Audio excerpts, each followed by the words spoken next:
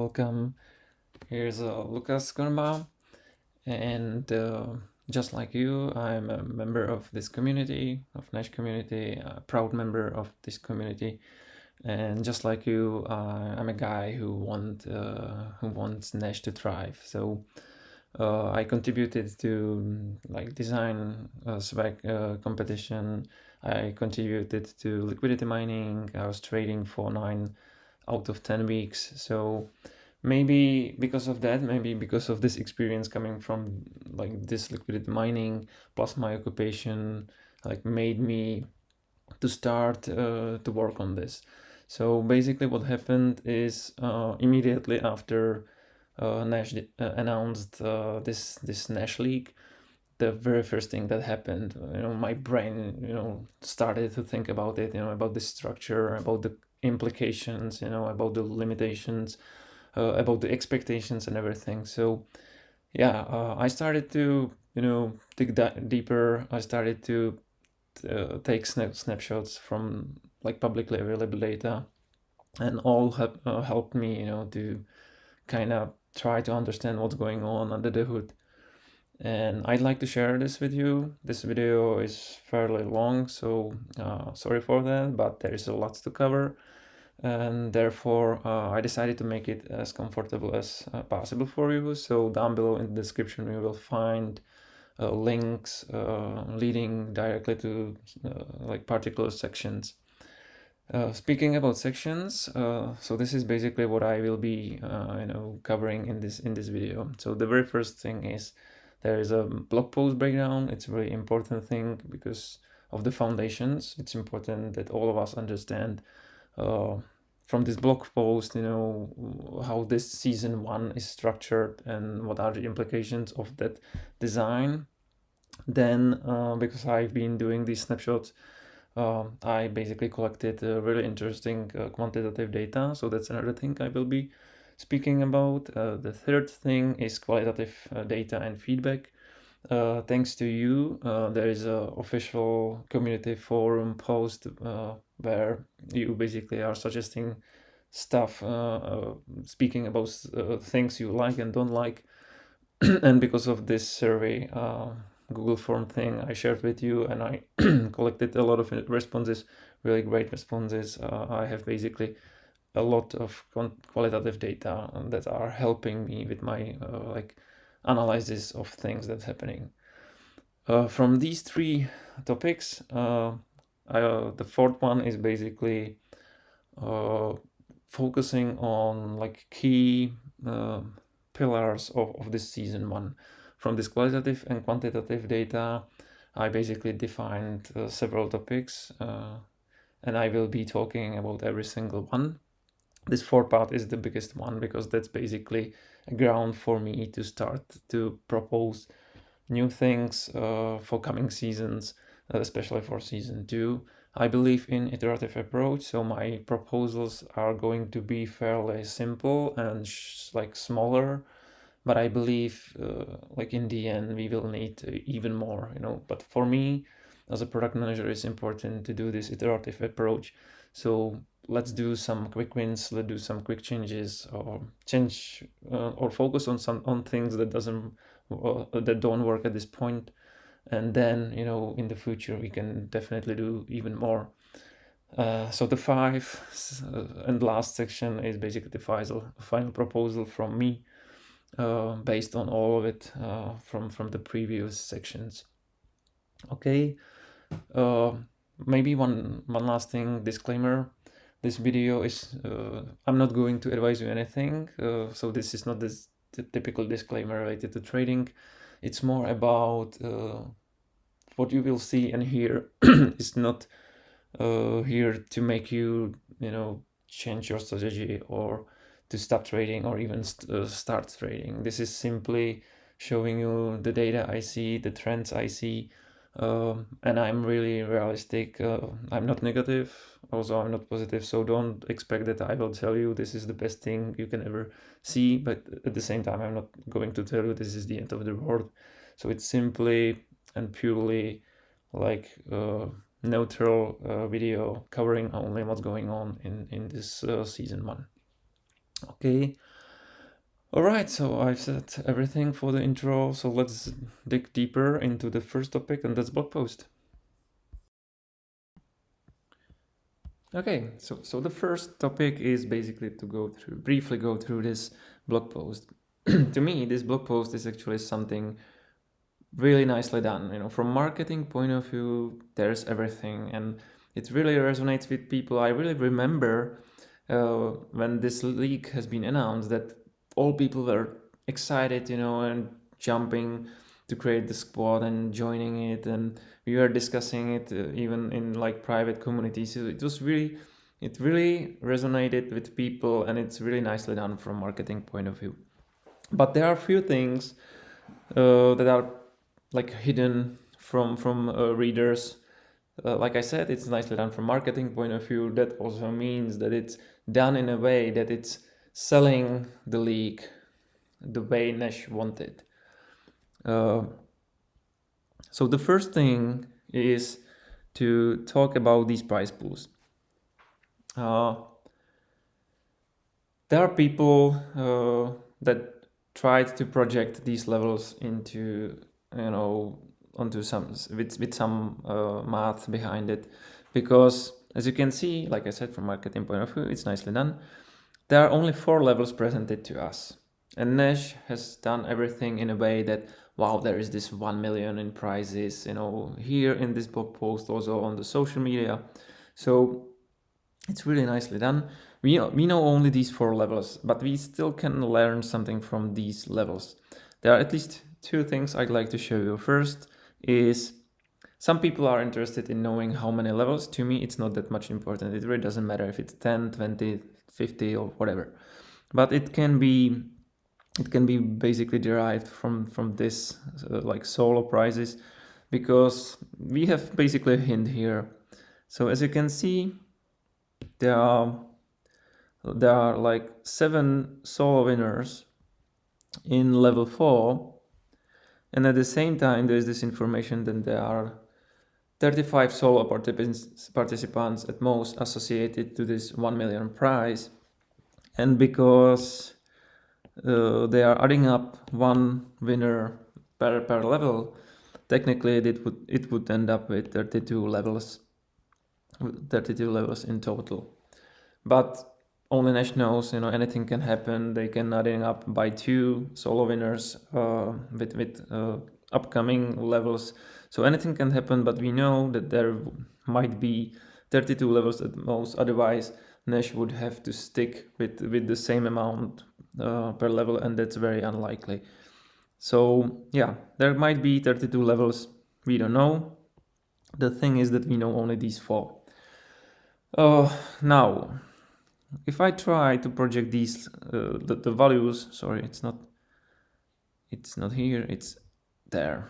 If I try to project numbers from these levels or information from these levels onto some chart, it would be like this. There is a y-axis, x-axis, and let's say there is a on this there is a volume. So there is 50 million, 75, 100, 125 million, and for this there are these prizes. So let's say I do something like 20, 40, 60, 80, 100 K dollars. Okay, so 40, 60, 80, 100 K. Okay, so if I plot some values here, so for 50 there's a 30. For 75 there is 55, so it's basically somewhere here. For 100 million value there's 75, so it's again somewhere here. And for 205 there's something like this. So if you plot it, or if you put a line into this, it really looks like it's something linear. And it's important to understand that in this quadrant, this quadrant basically doesn't make sense, because somewhere here there is a 1 million mark of prize pool, which needs to be somehow associated with value here, some value. Okay, and now if this chart, if this curve is doing something like this, it would mean that we would never hit that 1 million, okay? So for that reason, this function is either linear or somehow getting steeper and steeper, you know? So I saw some of the projections of community members on in Telegram, and some, for example, expected that 1 million will be unlocked with 500 million. And that wouldn't be case if it's linear. You know, if it's linear, there would have to be something like 1 billion for 1 million prize. But only Nash knows, okay? I really don't know. I'm just showing you that, to me, it really seems from these 4 levels that we at least started linear. It might be linear even for the future. There's other thing that can be like computed from this, and that's basically comparison between liquidity mining and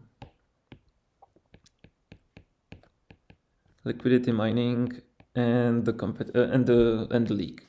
With liquidity mining, it lasted for 5 weeks, and we generated something like 30 to 35 million of volume, and it costed something like $100K. It costed Nash something like $100K because it was 100K nex, and for simplicity reasons, I just do this math that $1 is basically 1 nex.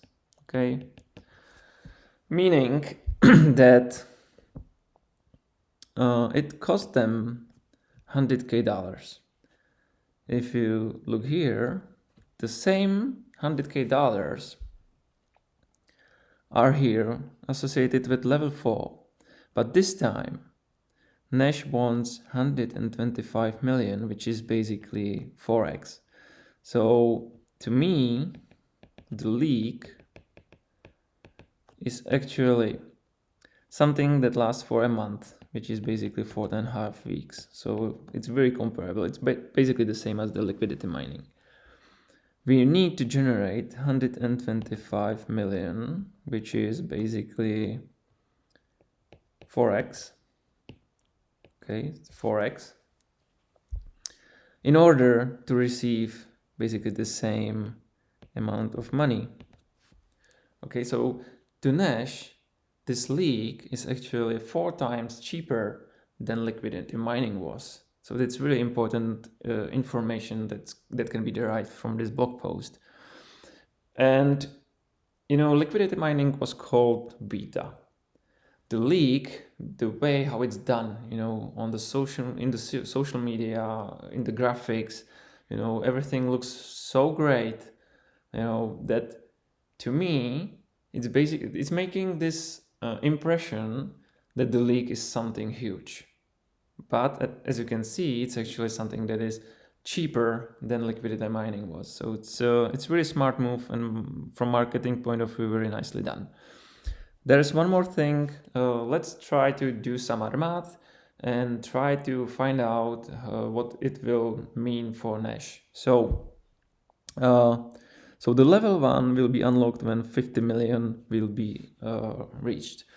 The thing is that these 50 million, these 50 million here are taker volume only. It's not maker plus taker, it's just taker volume.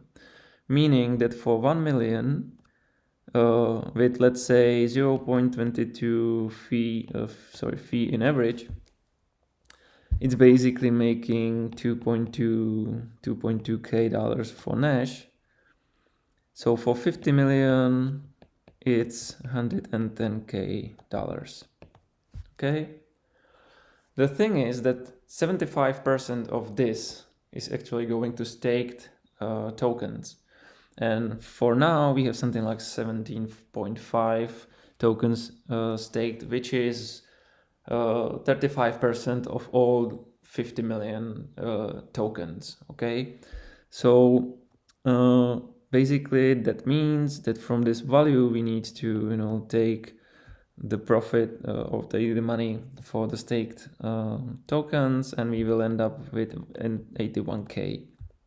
If you're interested how I computed it, it's basically 75%, but from this amount, if we multiply it from this amount, this is basically an amount of money that are supposed to be distributed to all 50 million staked tokens, but because there are only 17.5, which is 35%, that means that 65% of this will stay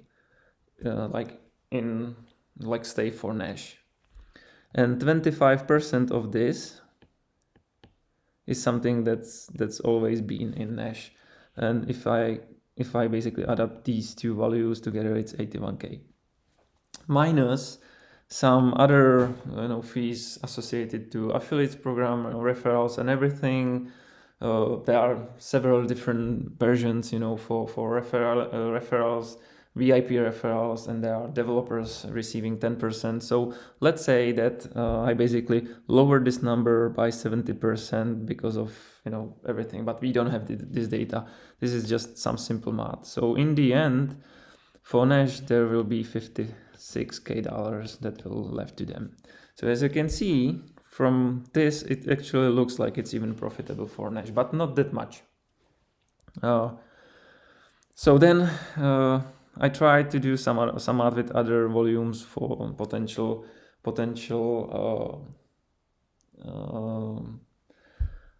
upcoming levels, and just briefly, for 125 million volume for Nash, it might be profitable in this way for 141k. That's something that should stay in pocket, in Nash's pocket.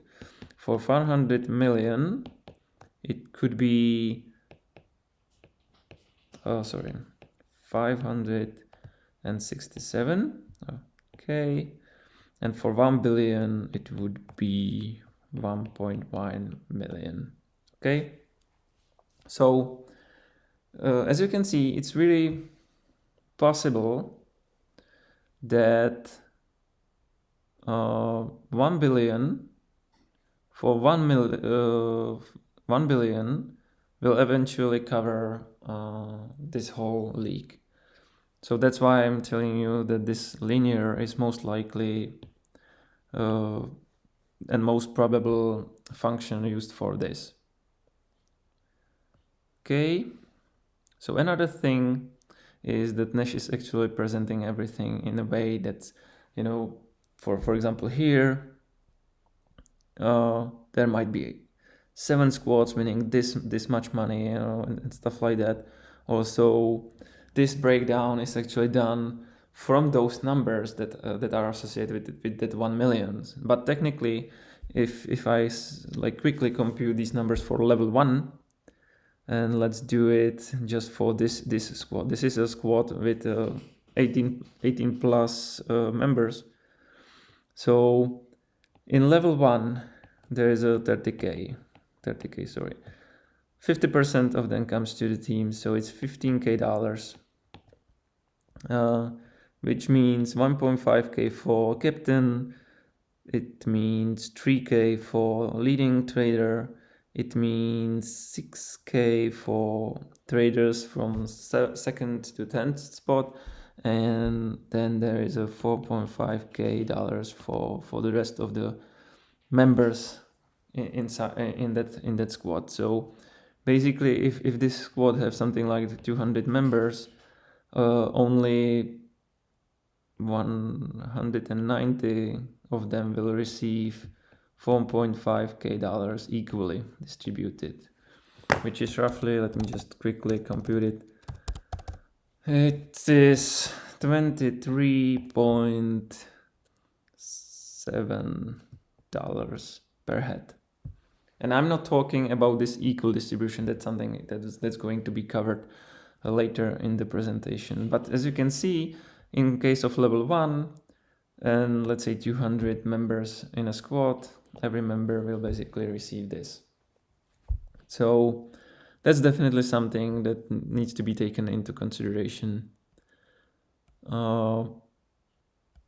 Another thing is I'd like to show you is this requirement, because as you can see, first level is unlocked when 50 million is reached, while the second level is unlocked when 75 million, and that's really that step here is really huge. It's 50%, so let's say that like everybody is trying hard to reach that value, and now once you unlock it, the next goal is basically to do a half of it again, so it's really something that's going to be really hard, to get from level 1 to level 2, because that 50% step is really, really massive. Okay. And it's especially important, for example, here. Where it was? Here. Let's say that we unlocked level 1 and the winning squad is receiving $15,000. Okay? Let's say that's fair. That's okay. But for 25 extra million, you are receiving 16K. So the step here is not like, it's not that great, because this is like for 50 million, you've done the most possible stuff, strategies, aggressive trading and everything, and you are receiving this. And now you basically add up 50% to that value, but those 50% are not mirrored in this. Those 50 extra percent of volume, which is making it 75 million, are, basically means for you that you will receive only $1,250 extra money for 25 million volume, which is I'm letting this on you. What do you think about that? Okay, so what else is in that announcement and blog post? So this profit loss prices. Personally, I don't like it. I don't like this for one reason, and I will tell you the reason from product manager point of view. Usually, when you design any product, you have to have some goals, some KPIs, something. And that's true also here. I really hope that Nash has these ultimate goals and that's really trying to achieve something. And whatever you do when you design that product, that you should have something or every single feature or functionality or condition or everything in that product should be well thought and have some meaning. This profit loss thing is actually something I don't see a value in it. I don't really see a value, because in level 1 there is just one winner. There's just one winner. Okay, so let's say we have 350 people who are actually trading, so it's a lot. Only one will win this amount of money, which is nice. $3,000 is really nice. But what's wrong, by my opinion, with this is basically nobody knows, or not nobody, but my assumption is that a lot of people actually don't know this profit loss, don't know how to properly count it, don't know where to find it. It's really something that's not easy to be, evaluated from all those trades. It really means you have to put some energy into it. You have to maybe download, export your trading history and try to like somehow like compute it from there or whatever. Maybe even if you have terminals, maybe Gambot is doing this for you. Maybe yes, but the problem is that there is no public leaderboard. You really don't know it. The conditions associated to this prize are that it's going to be computed after the competition, and that's something I don't like personally, because that means that during the competition we are basically losing this potential, not knowing what my PL is. I really don't know how like what's my status. Am I on the third place, first place, 50th place, or I really don't know. Therefore, it's not motivating me in any way. I simply don't know. Even if I have really good values, you know, even if I really have nice values, I still don't know. So it's not guaranteeing that I will win. And after the competition, somebody will win, somebody will be announced. And to me, it's basically like a lottery. There's no difference if you do a random lottery out of all people who are trading and announce a winner. Basically, it feels the same way. You know, there are 350 people trading, and after the competition, there will be somebody announced that, hi, this guy was the best, you know, in PL, and therefore we are sending him or her $3,000. But so that's one thing. That's one thing I don't like about it. And why we are losing potential here? Because if there is somebody, or if there is a way how somebody would know during the competition that at this point he's in the first place, he or her is in the first place, then I'm pretty sure, because of this all excitement and enthusiasm, and because most members that are actually most people that are trading are from community, I'm kind of sure that this person would actually be even more aggressive and try to hold that and try to invest this money into Nash, you know. So knowing that I'm actually winning these $3,000, I wouldn't be waiting for the next of the for the end of the competition in order to receive that money. I would probably find a way how to invest the money to generate even more volume, something like that. And that's the potential we are losing. So this whole competition around profit loss is something that doesn't make sense to me that much. It's actually something that will eventually heal somebody by $3,000 after the competition. That's great for him or her. But I can imagine how to invest these $3,000 better, and I will present it to you at the end of this presentation in different topic. Okay, so I guess that's all from the blog post. A lot has been covered. So yeah, I'm not sure if you actually were able to find out everything and how great this article actually is from the marketing point of view, because it really had this huge impact on every single person I know.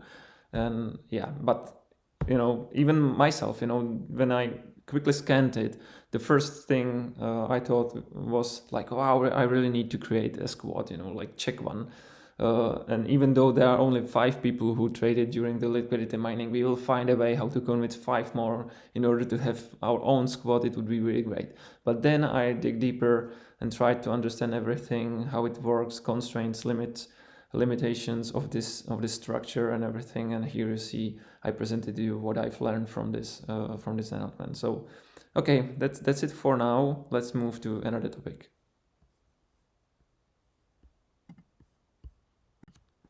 Okay, so but before I do so, there are at least 2 things I'd like to clarify here. I computed this value with 0.75, which is, I was just simplifying things. In reality, this is lower. This is something like 0.68 or whatever.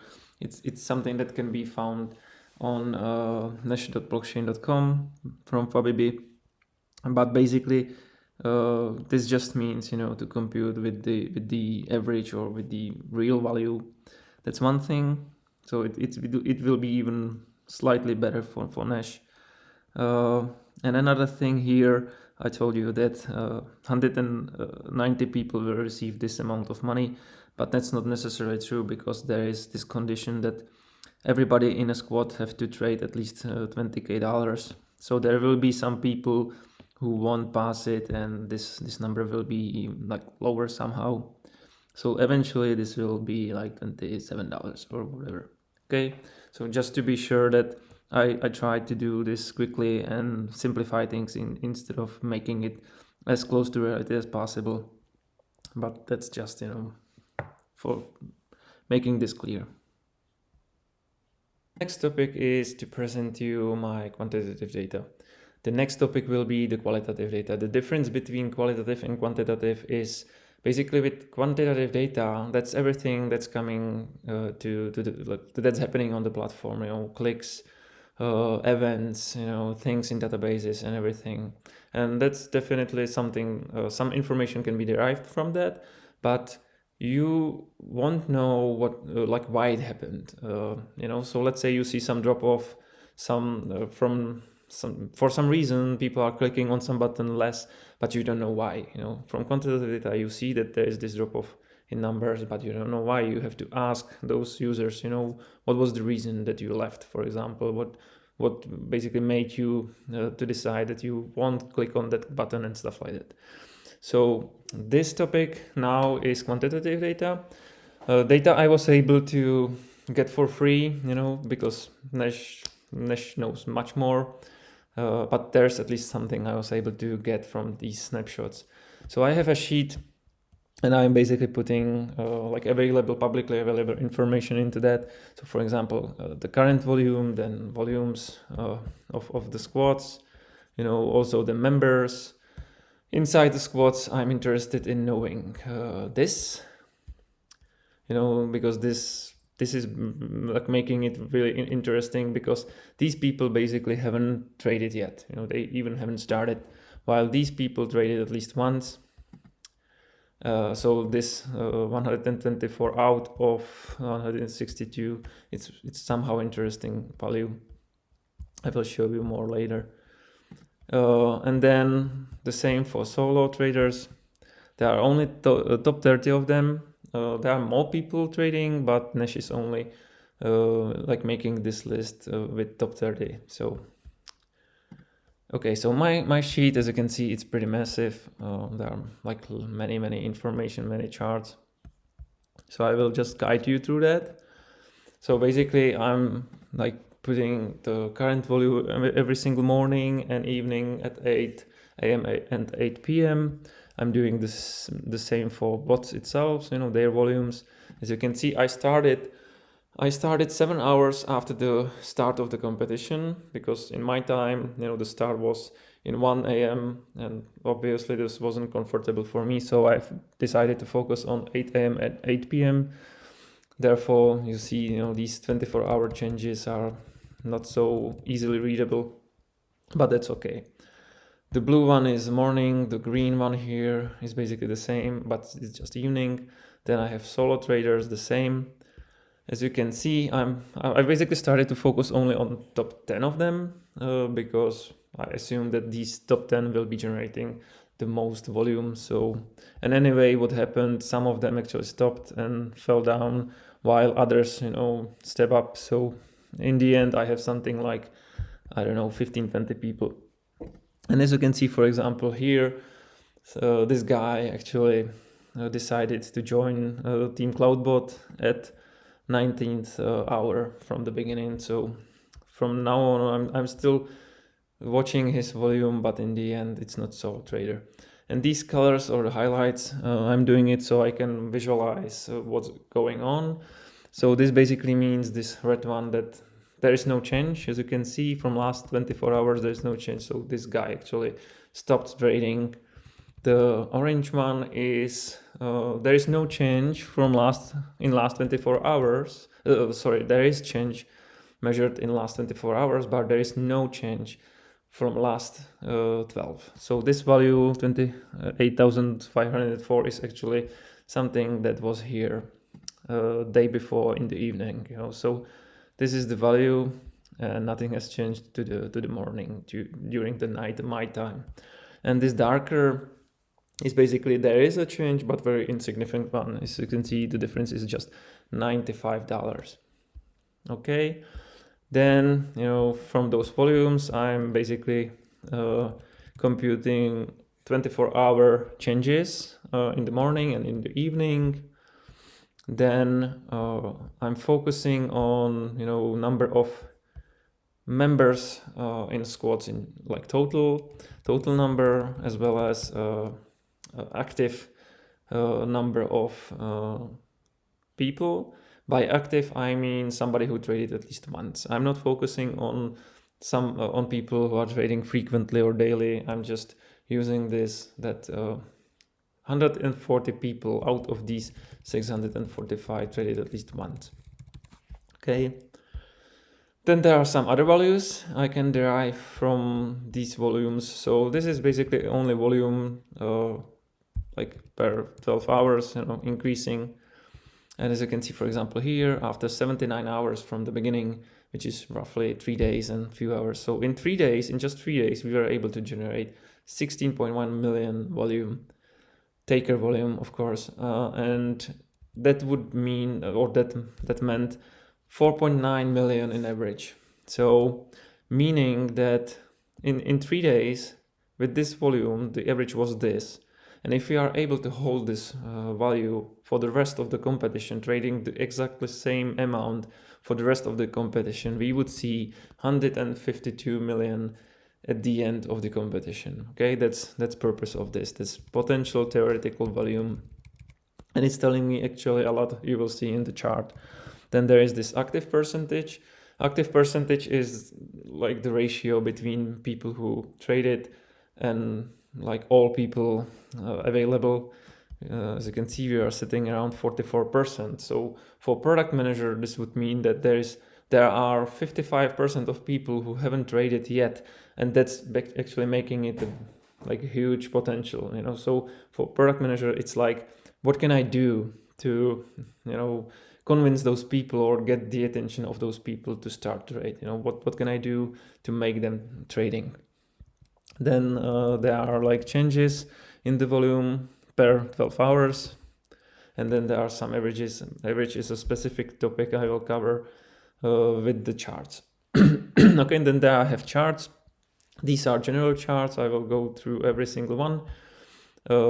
These are general for the Nash itself, but then I have some other metrics watching, for example, the teams, their volumes, their changes in the volumes, their averages in the teams.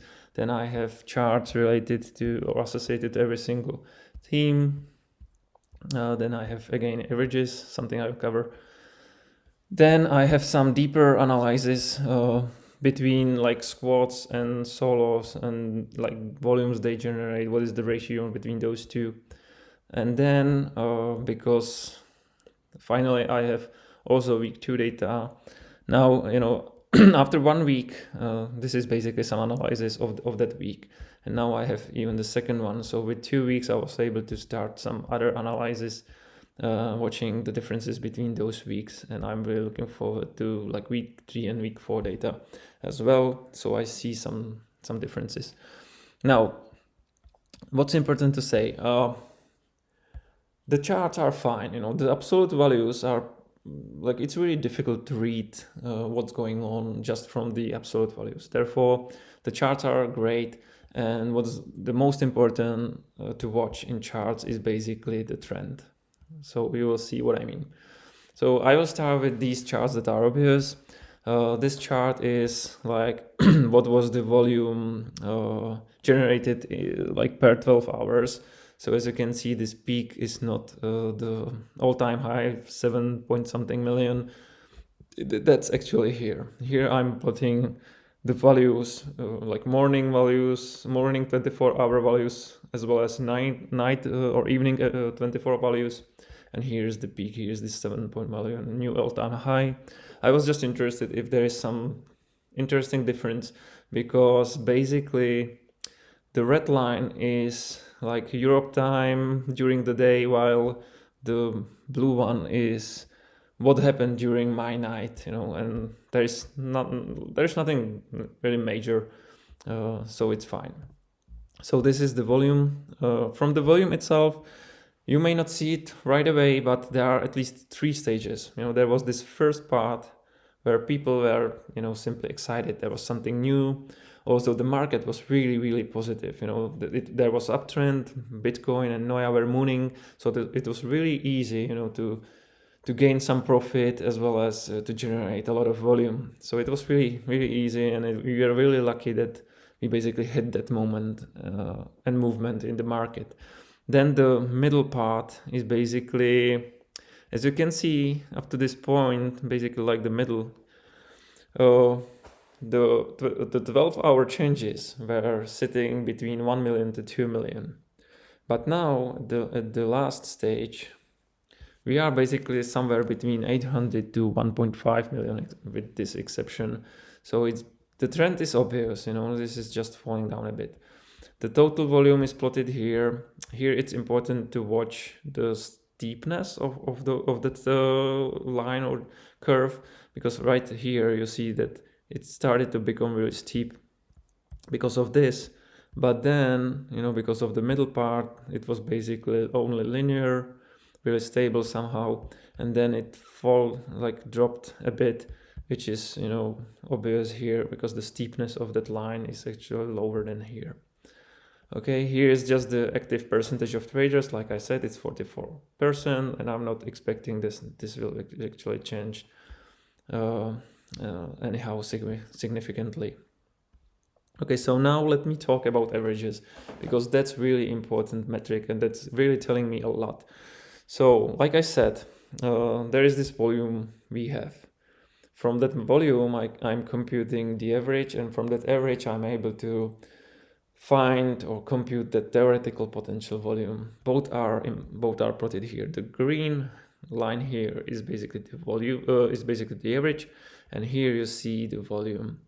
So theoretically, we are now in a phase that if we hold this average, we would see 96 million at the end of the competition, and it's falling from those 152. But that's telling me actually what is the overall potential of this competition with this current audience, with this current number of traders, number of squads. That's basically the theoretical value. So in other words, there's no way that we would hit, for example, 500 million with this setup, with this even time, during holidays and everything. This 152 million was basically only theoretical value, but normally in real life we are basically sitting around that 100 million, and we will end up somewhere between, let's say, 80 to 100 million. That's basically important, and it could be really interesting key metric for the season 2, for example, because ideally we all want season 2 to be better and to basically generate even more volume, maybe be a bigger in terms of number of members and traders and stuff like that. So this is something that could be used as a comparison. But that average computed from the volume has been really influenced by this peak. So as you can see, it's only falling down, but it's still highly influenced from this peak. So therefore, it really makes sense to focus on shorter periods. So I have also last 7 days and last 5 days that's computed here. So just an example, our current average from the volume itself is 3.1 million, which is still really nice. But in last 5 days, it's just 2.2 million, which is lower by 30%. So last 7 days is 2.4. From these averages in last 7 and last 5, I'm actually computing another potential and theoretical volume at the end. In last 5 days, it would be 84 million at the end of the competition. Computing from last 7 days, it's 85. So as you can see, we are somewhere between 84 to 96 at this point. Also plotted here. The red one is last 7 days. So as you can see, the reality is actually somewhere else, significantly else than it could be read from that green line. Okay, so that's the averages, and yeah, it's important metric. And let's say that we all want to unlock as many levels as possible. So I have one more thing, which is basically this column, and this is the average needed for the rest of the competition in order to unlock level 3, which is 100 million volume. So if we are able to generate 3.3 million for the rest of the competition every single day, then we will hit and unlock level 3. It's plotted here, and even though it really looks fine, like I said, just watching or thinking about absolute numbers is not enough. You really need to see it from other perspective. So as you can see here, the lower value is better, so we somehow started and then we dropped to 3 million basically. And now the current value is 3.3. Some people may say that there is no difference, they don't see it like, oh, well, it's like 3 million or 3.3, it's the same. It's actually not the same, it's 10% higher, so from 3 million to get here, it's 10%, and 10% is definitely significant difference. But the trend is also telling me a lot, because this was basically the lowest point. After 91 hours, we are really doing well, because that's also here. And since that, we are just, like it's getting worse and worse, basically. Here it was somehow stable. And then from this moment, after 163 days from the start of the competition, it's just going bad for us. And to make it even more clear, like I said, this is the computed average needed for hitting the 100 million and unlock it. But at one point we had 4.9 million, so that's big difference. So let me plot these values to the same chart. So basically, the first thing I need to do is to unlock the boundary, because I'm locking it to 3.4 million. So let's make it 5. Now we see it even more flattened. So to some people, it might be like, oh, it's okay. It's not okay. See this. Right. So as you can see, the orange line is our average computed from the volume. At the time of that peak, we are really, really ahead of this, let's say, theoretical line. This line is telling me you can't be under this line. As long as you are above this line, you are fine. And as you can see, we were really doing well, and we were really ahead of that red line. But since that peak, we are just falling and falling. At this point, which is something like 300, let's say 300 hours from the beginning of the competition, we basically touched it. And now, let me just change it a bit. Let me just make it again bounded to lower value. As you can see, here we were just hitting it. But then we crossed. And now it looks like a scissors, and those scissors are only opening, making it worse and worse and worse. The angle between these two lines is bigger and bigger. And that is making it so challenging, really challenging. So yeah, that is the reason why it's going to be challenging, maybe even to hit the level 2. Because we still have something to spare, 84 million computed just from the last 5 days. So it's still 9.5 million ahead of that 75 million mark. But if the volume is falling down, then we might be in trouble, okay? So this is what this chart is telling me. And yes, that's it for the averages. So like, as you can see, the averages are really, really important to watch, and especially the trend around like every single chart I have here. This chart is just something for me. I was really curious to see if, let me show it here. So during the first week, that there was this rule that you can actually join any team, you can create even new one. But then this functionality, this option to join some other team has been removed from the page. And therefore I have it like highlighted here with darker blue. And that established basically this base. 832 people are, the maximum. At this point, it won't change.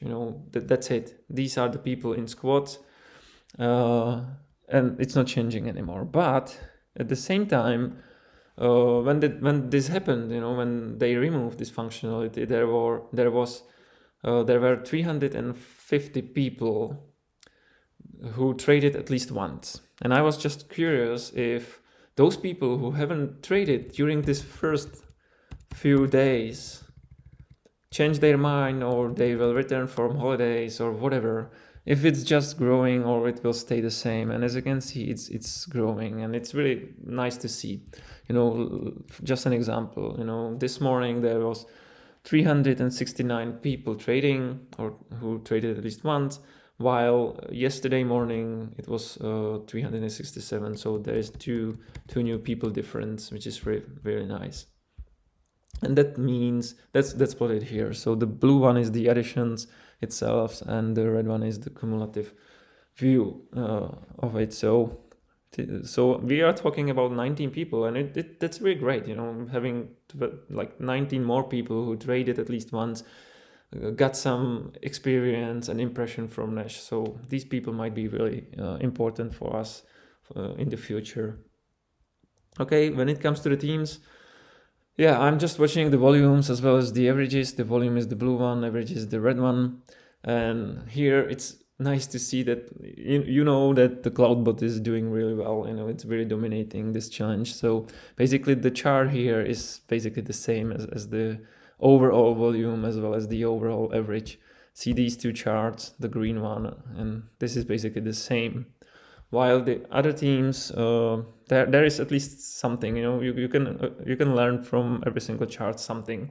As you can see, the Gumbot, this part is somehow good. Then it's stagnated and now it's falling down. So there's definitely something happening. Martini guy, basically stopped trading at all. There was in Argentine, there was some moment, where it looked really the same, then some exception, and we are back in these numbers. With teams like, for example, Neo, where there are really low numbers, as you can see, it's very interesting to see that basically the peak is not at the beginning where everything was really fine. It's actually like at the end from now. Like it's very interesting. Now another chart. This is also very interesting. Basically, there are squads generating volume and there are solos generating volume, and because the competition is done in a way that these two are not, they are not competing together. There are different prices for these two groups, but yet still, I was interesting to see and understand what is the difference, or is there any difference, or how big the difference is. So basically, I'm computing like volume that's coming from squads and volume that's coming from solos. Then I see the ratios. Then I was able to identify others.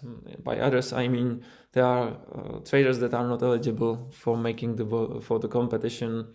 There are people above that top 30 solos that are hidden from me from this page. People here.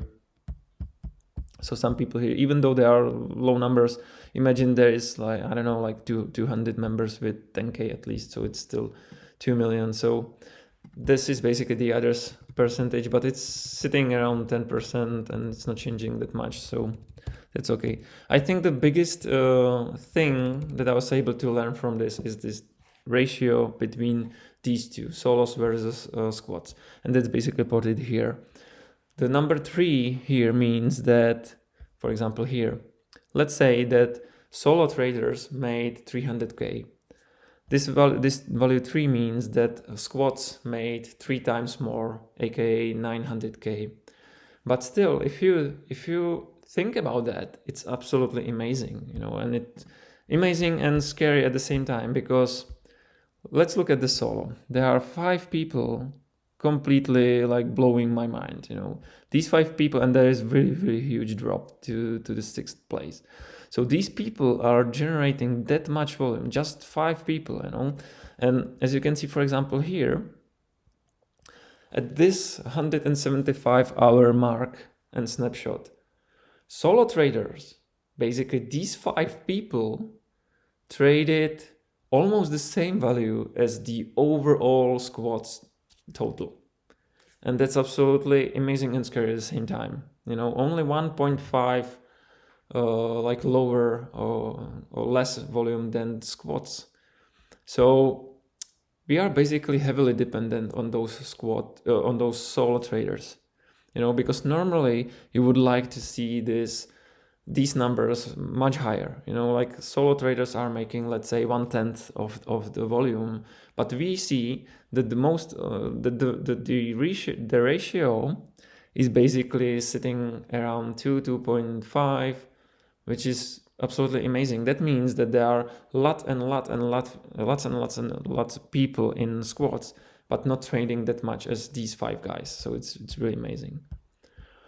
Okay, so another metric is like week differences. Yeah, let me zoom it a bit so you see it all. Okay, so here you see, for example, the difference between week 1 volumes and week 2. So in first week, Team Cloudbot generated something like 19 million. In second week, it dropped to almost 12, you know, but there's still drop.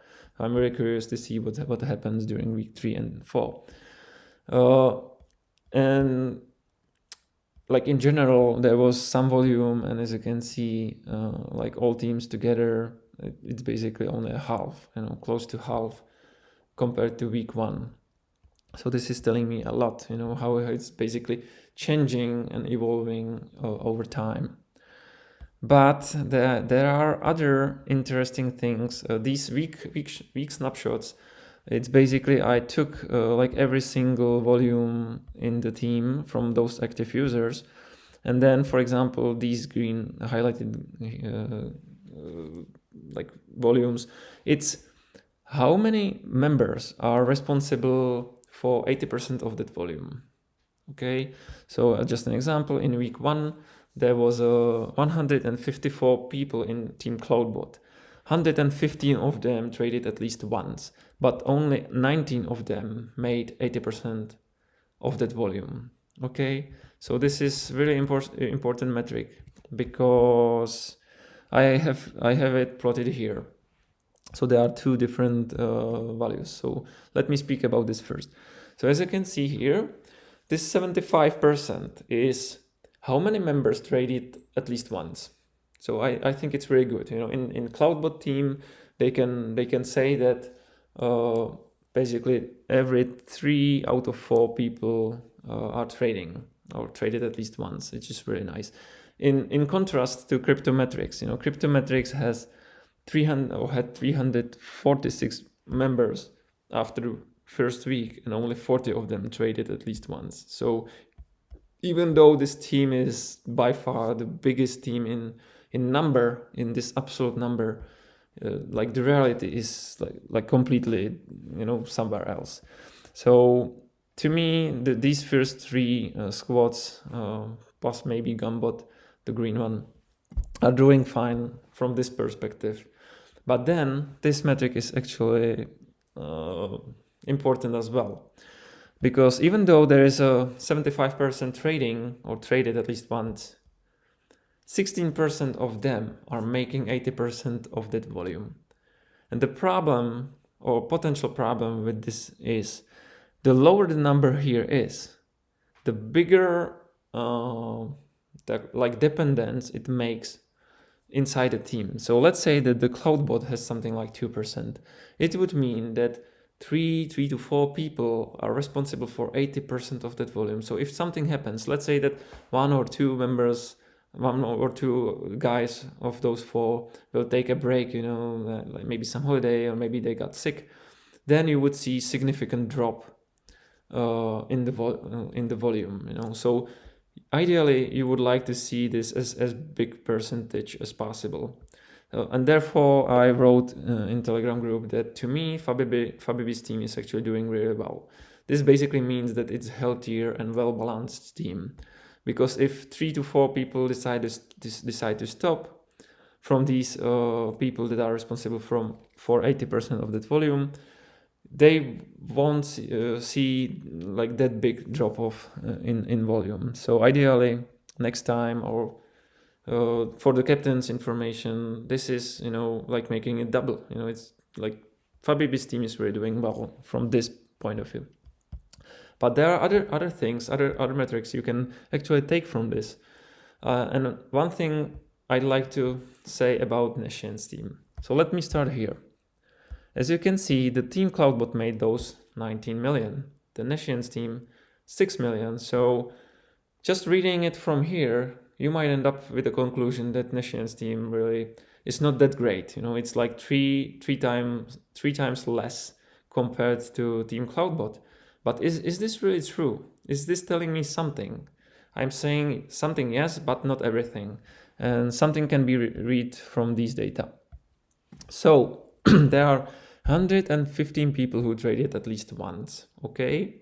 And they collectively made these 19 million. So if you compute average per every single people here, it's 166k, meaning 115 people, if they trade 166k, it would be these 19 million, okay?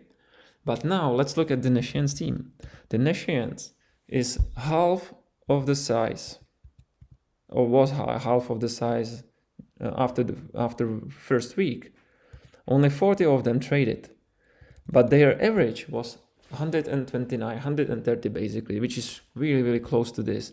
So in terms of efficiency and performance of the team, the Nashians is basically almost the same good as the team Cloudbot. And the only difference between these two teams is actually the size and the number of members. So if we project this team to these numbers, we would see no 6 million, but something like 17. So in terms of efficiency and performance of that team, Nashians is really, really good team.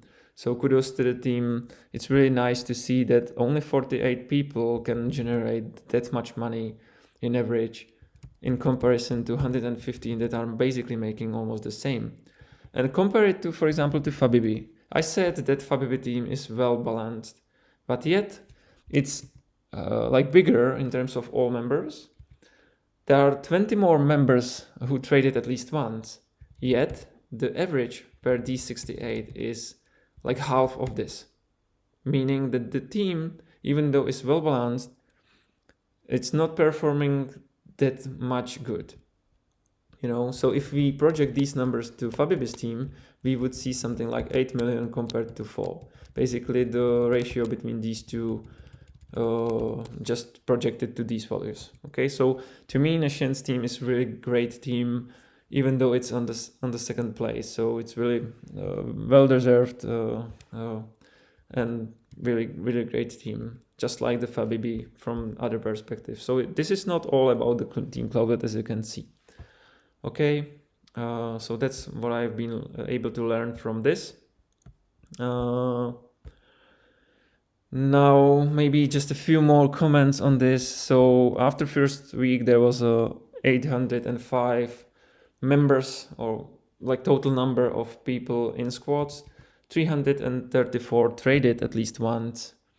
70 of them were responsible for 80% of all volume, and that means basically only 20% of those active. Okay, so every fifth member is responsible for making 80% of the overall volume. Okay, one more thing, Gambot team. Like I said, see, the Fabibi team 90 and 98 members, Gambot team 73, Fabibi team 68 who traded at least one, Gambot team only 38, which is really big difference. But the average is $200 like bigger than this in Fabibi's team. So technically speaking, Gambot team is at 4th place. But from efficiency and performance point of view, this team is better than Fabibi, because these 38 people are generating basically that's velocity, you know, it's basically velocity. 38 people generating this much in average is 2.5 million. Here is 4.6, but if we project these numbers and performance into these numbers, we would see that Gambot team would have something like 5 million, maybe 4.8, but it would be on the 3rd place. So in the end, it's really game of numbers, and some teams were lucky that people joined them instead of other teams, and but still, Nescience and Gambot really well done. So I remember from liquidity mining that people were complaining about Gambot team. Now I'm saying that Gambot team is really like very efficient. The only difference is that they are like smaller community probably, or something like that. But like I said, kudos to these teams. Okay, this is really important. And there is one last thing I'd like to just briefly talk about, but I will be focusing on it later, is this dominance. Basically, the percentage of the like volume that generated that team. So as you can see, the dominance of Team Cloudbot is really high, 56, 57%, 18, 13, 7. And these four teams actually generated very insignificant like volume compared to these. That's why these teams are completely like out of the game at this point. The Gunbot team 7% is like half of these. It's half, basically 1/3 of this. So the Gunbot team, the dominance is really high, and that's important for season 2. This metric is absolutely making it probably one of the biggest, or maybe even the biggest one, metric for the season 2, and that's making me worried somehow. And we have to address some stuff related to this, and I will be talking about this in some other section that is connected to that. So I will just briefly look if I said everything, and it really looks like it. So okay, thank you for your time. I hope you've learned something from this, and you find it useful and interesting. And yeah, let's focus on qualitative data as the next topic. You just finished the part when I'm showing you this massive sheet, but because I recorded that part 4 days ago, and after 4 days, after another 4 days, there are really interesting things, and I actually added some other things into the sheet. I really want to show you the latest update, and this like made me think that even after the competition, I will probably record one more video just showing this sheet and where we got during the whole competition. So there are few updates. Let's start with the average. So you remember this chart I was showing. Basically, I showed you 4 days ago. We've been basically up to that point. So I showed you that we basically touched this virtual line with the average, then we crossed it, and then I called it that the scissors are opening. And now, after 4 more days, as you can see, the difference is really huge. So what does it tell me? Let's look at this. I basically recorded the first part December 28th. So from that moment, as you can see, there was a really significant drop in volume. Basically, we haven't got over 2 million. So these are the last 4 days, basically. And as you can see, it's like most likely because of the New Year's Eve, but there are other reasons. People basically started to see that there is no more reason to trade, therefore no more reason to risk their money. So what this actually cost? So from the average point of view, remember I was telling you that like potentially you're something like close to 100 million, but from those last 7 and last 5 days, it was more realistic where we are heading. And this is really like fun, but at the same time not that fun. So I've told you that from last 5 days average, we are close to 84 million potentially if we hold that average. So I said that we are ahead of those 75 million, but let's look at what happened actually because of those 4 days and volume really dropping down.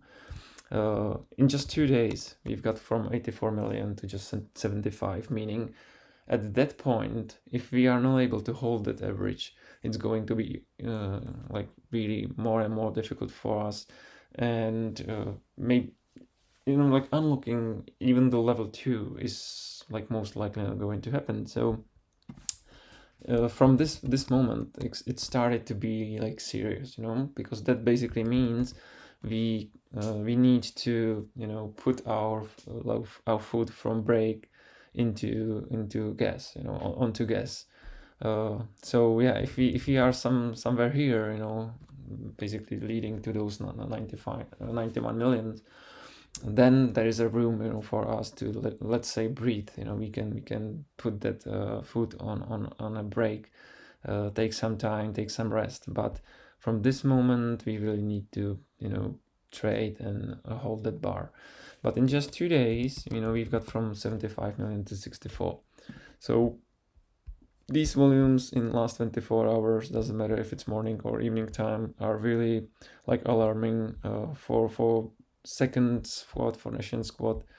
I actually made something like this just provisionally here because I did, like, normally I wouldn't expect that hitting those 75 million would be a problem, but as you can see, this is the average for us if we wanna unlock that level 2.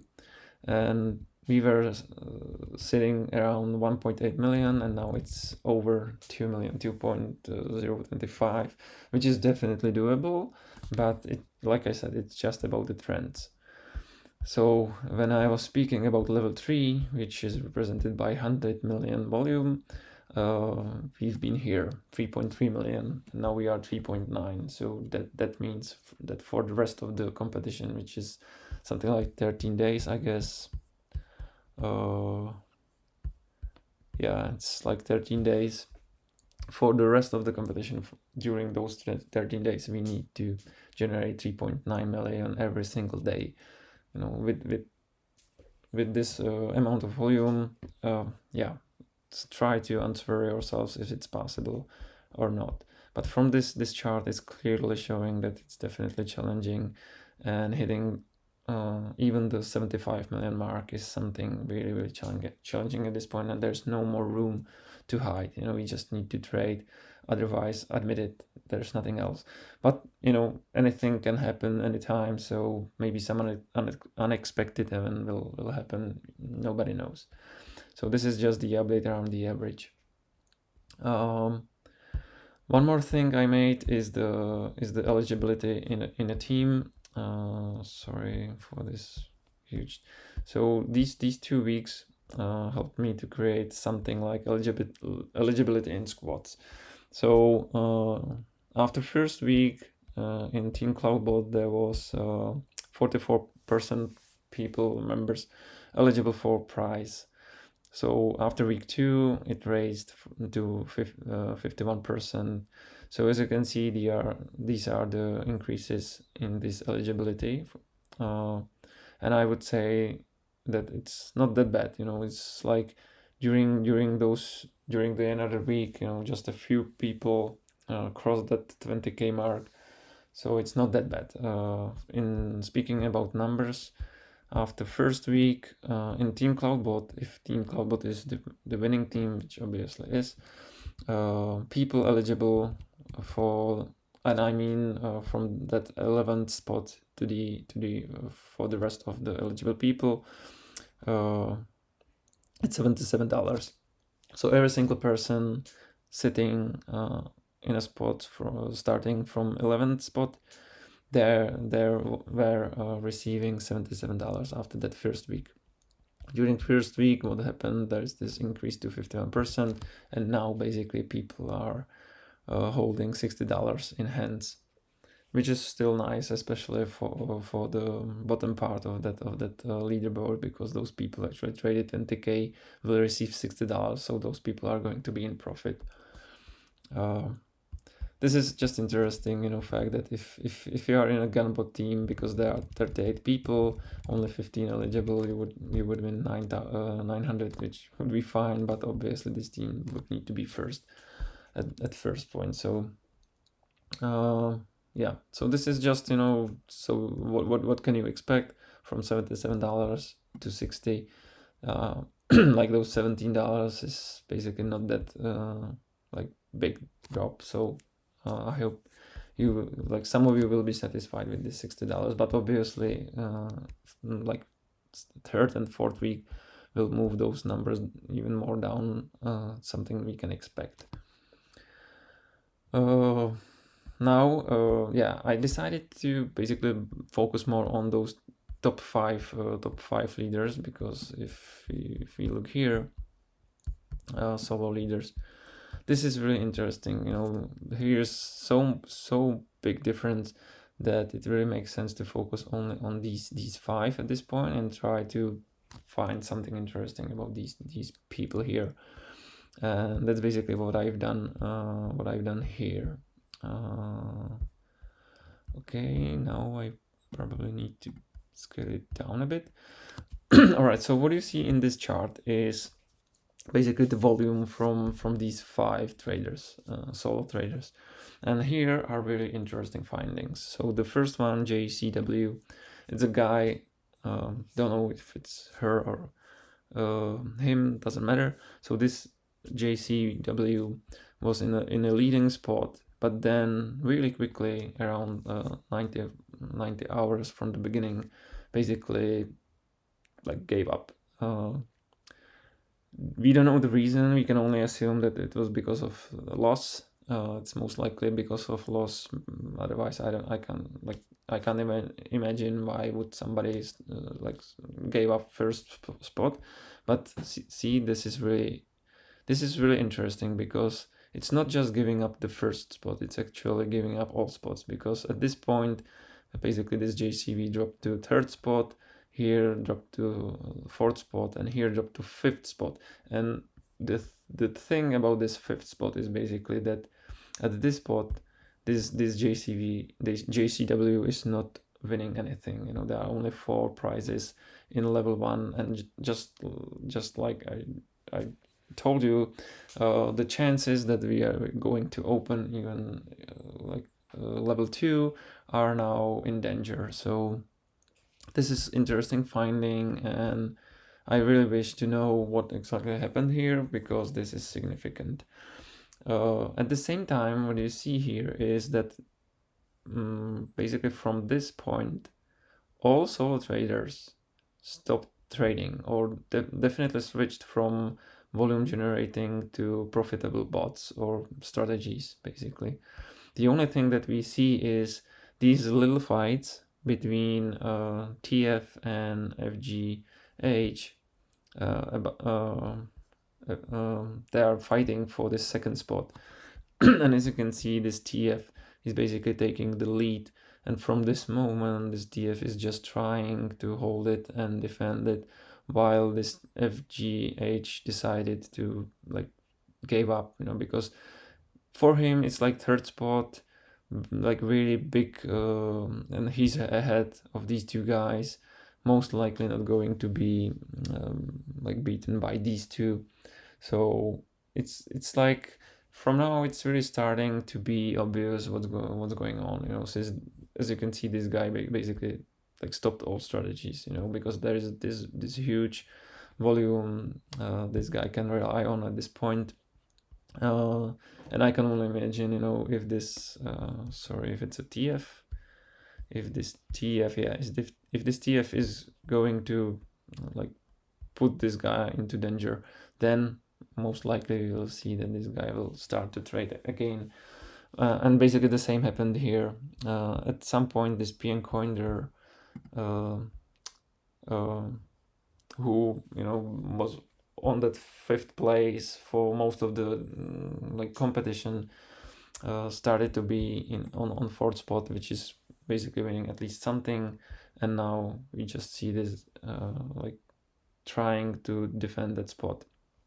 So this is very interesting. If we look at that same, I will probably change the chart to something that is more readable. This chart. So here you see what's going on. Few things. This is this JCW. He was trading here. He or she was trading here, leading, and then basically dropped these small additions. They are actually not that small. In most cases they are even bigger than most of the low volume traders, but still, you know, something that's proving that this guy, that something happened here. While this JP99, you know, started to take the lead, but as well as, again, you see that from this point basically started to only, you know, watch out what's going on and only monitor and basically stop trading. There is probably profit strategy at this point, so from time to time we see there are some few more trades. This TF was trying really hard, you know, to catch that FGH and take a lead, you know, therefore we see most volume coming from this TF, you know, in these last days, during these last days, while this FGH most likely decided to, you know, be happy with the third place, and then TF, which is this orange one, is just, you know, from time to time trying to take even like bigger advantage from this JCW. But obviously here you see that there's a massive difference in trading, in volume coming from solo compared to this and even this middle part, which basically ended up projected also in this squad versus solo volume ratio. You remember that I was talking about this number, that normally I would expect much higher number here, because being dependent on just a few individuals is definitely not a good thing. And as you can see, I was showing you the latest update was somewhere here, and now it's obvious that these squads are taking over and making more volume compared to solos. But it's obviously mirrored also here. You know, the solo traders are only defending their positions, which, you know, like, no one can blame them. They are most likely in big loss anyway. It would be very surprising if people with 6 million volume would be in profit. But if yes, good for them. I'm really happy for them. That's really like experienced and professional trader in my eyes. Anyway, but still, you know, these numbers, even though they are now, you know, crossing that 3 times more, like more frequently, it's still very interesting that like five top solo traders are basically able to compete 350 members in squads. That's just amazing, you know, 5 people against this army. So yeah, that's very interesting. So these are the latest findings. There's nothing significant. Maybe just, you know, quickly go through this. See, like I said, in this total volume, the steepness of this function or curve is important. As you can see, from this steep, you know, there's like an linear. Now we are basically only flattening, and Team Clownbot, that was mostly making this volume also, you know, dropped a lot. So yeah, expect me to record another video after the competition and analyzing even more. I'm interested in what's going to happen, because 13 days is definitely something interesting, and anything can happen, just like I said, some unexpected events. But at the same time, you know, who would say that where we were sitting here almost 43 million when I was recording the first part, who would say that we won't hit that 50 million in another 4 days? You know, we are still really like far away from this 50, you know, consider this volume we are generating. So it can take even more, like one more day or 2 or even 3. So yeah, if you ask me for my question, if we are going to unlock level 3, I think it's going to be really hard, because we can basically look at this competition like a marathon. Like, we are already 15-16 days in, so which is basically like you finish this first half marathon, and now you are supposed to run the second one immediately right away. And that's obviously going to be harder. You know, you are exhausted both physically and mentally, and the very same principle is here. You know, so if you weren't able to hit 50 million in 16 days, we can't like expect that we will be able to generate 53 million in less days, in 13 days, unless something big happens. So hitting 100 million is definitely really challenging, and like 3.9 million a day is a really huge volume, because we can only look here, where it was for the last time. It's here, 3.9 million December 21st. So we are basically like 10 more days, 11 more days without volume, even around 3 million. So we are really far away from 4 million volume. If you ask me if you are going to unlock level 2, like from the trends point of view, it's not good. But knowing that it means to trade 2 million a day for 13 days, I still think that this is most likely going to happen. But like I said, there's no room for the rest, for resting. Now we need to take that food from break to gas and start trading. Otherwise, this is very likely going to happen. This is like trend that's showing me that look, we've been at 1.8 million average, and now we are 2.025. So we are only falling down from this point. So 100 hours without significant response to this trend. So something really needs to happen. Okay, so see you at the end of the competition with the very same breakdown of this sheet. Like I said, I'm still discovering some new findings, so anything can happen. I wish us good luck, and anyway, it's still exciting, this Nash League season, and I really believe that season 2 will be even better. All right, so that was all for the quantitative data, and now let's focus on those qualitative. So the very first thing I will show you is the survey. Basically, at some point, I knew that I really need to know why, and I really need to know some other things that are connected to the squads and the funds. Difference between experienced, unexperienced, low volume, high volume traders, etc. So this survey has been designed in this way that it's going to provide not just me, but Nash, everybody, answers for such questions.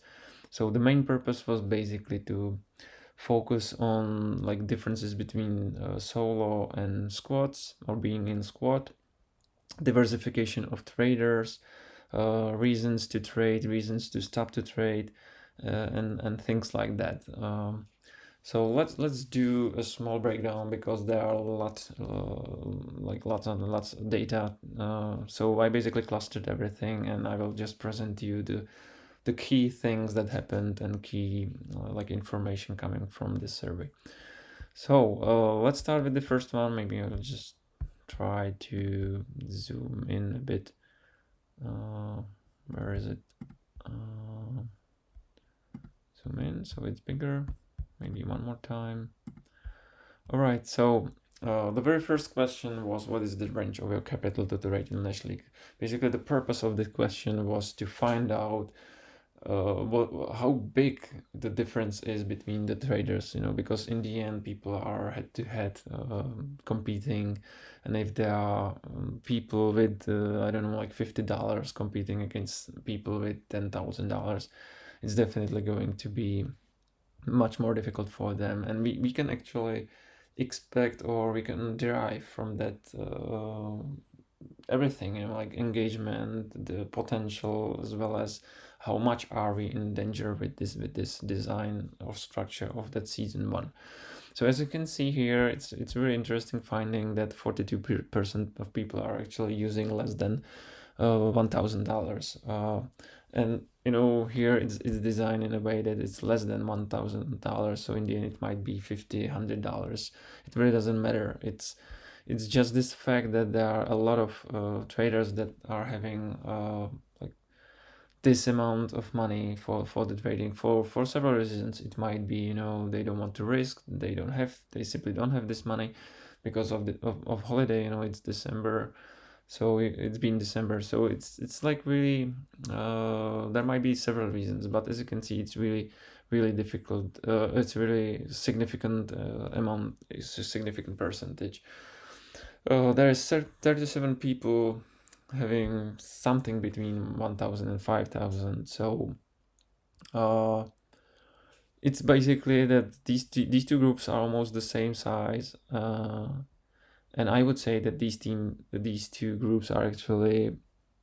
It seems like they might be close to each other, but in the end, this big group can actually, plus some experience can actually really be better than this in volume generating.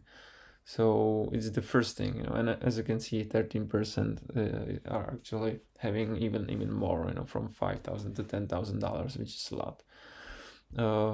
And there are like 3 people with more than $10,000. So yeah, it's very important, and it's helping me, to basically try to think about these amount of users we have, and basically I can project these percentage onto those onto those members, and try to even find out in my sheet if it's somehow like reflecting these percentages. But this is very important for us, that there are a lot of people with small amount. And from the feedback, here with the questionnaire, where you putting your own opinion or thoughts, it's obvious that there are a lot of traders, maybe even new traders, but a lot of traders that have less funds. They are inexperienced, they haven't traded with bots in their life. So it's basically like putting this these newcomers to against experienced traders, experience, or like more rich, or people they just put a lot more money to this. Are you trading solo or in a squad? This was for me, to see this demand. So there are 93 people trading in a squad. Obviously, we see it in numbers as well, but I think the important thing is why they are in a squad, and luckily there are answers for that. So what do you consider the best, because basically this doesn't tell me why they are in a squad. It might be because of, money, because of bigger chance of win. But here it's more like asking these people about their thinking, what they think is the best for them. So it's not just they randomly ended up in a squad. They basically purposely decided to be in a squad. So 93 people are in a squad. 80% of them are in a squad, like because they want to be in a squad. And as you can see, this is interesting. 14% actually answered that neither of it is good for them. They simply don't see value in a squad, as well as solo trading competition. And basically from those questionnaires down below, it's obvious that the reason is they simply don't think that they can beat or compete against top 10, both in a solo as well as squad. So they simply ended up in that squad because they know they can win at least something, so it's easier for them. So I would say that basically these 14% are these people, so these people are in a squad here, but they are there not because they want to be there. They are there because they were basically forced to be there, and you will hear more there. So can you please elaborate more and explain why you have answered this in this and this? So I have responses here. I basically clustered it, and here are the most important answers. So like 15 people said something in this way. So $20,000 is nothing, it's very easy, for me to trade that. Then rewards are guaranteed if you join this right squad. And obviously, like in a few hours, it was obvious that Team Cloudbot is the winner. So And and actually some people answered something like, to me it's much easier to be in top 10 in a squad than to be in a top 10 in a solo category. So they simply trusted in themselves. They knew they have some experience, they have some funds, and to them it really looked like competing solo would be much more difficult. And if you look here, it's actually true. It's somehow visible even here. So we have like 5 top traders, starting 3.3 million. And if you look here in nations, these 2 people, don't have chance to beat those top 5 in solo, but here they are basically like comfortably sitting at the first and second spot. So this is basically the thing we see in that feedback. And the only thing, an interesting thing here, is this CS90. This guy is having 5.2 million. So in a solo category, this guy would be basically at the second place, So what would that mean for this guy? Sorry to look. So yeah, see the difference.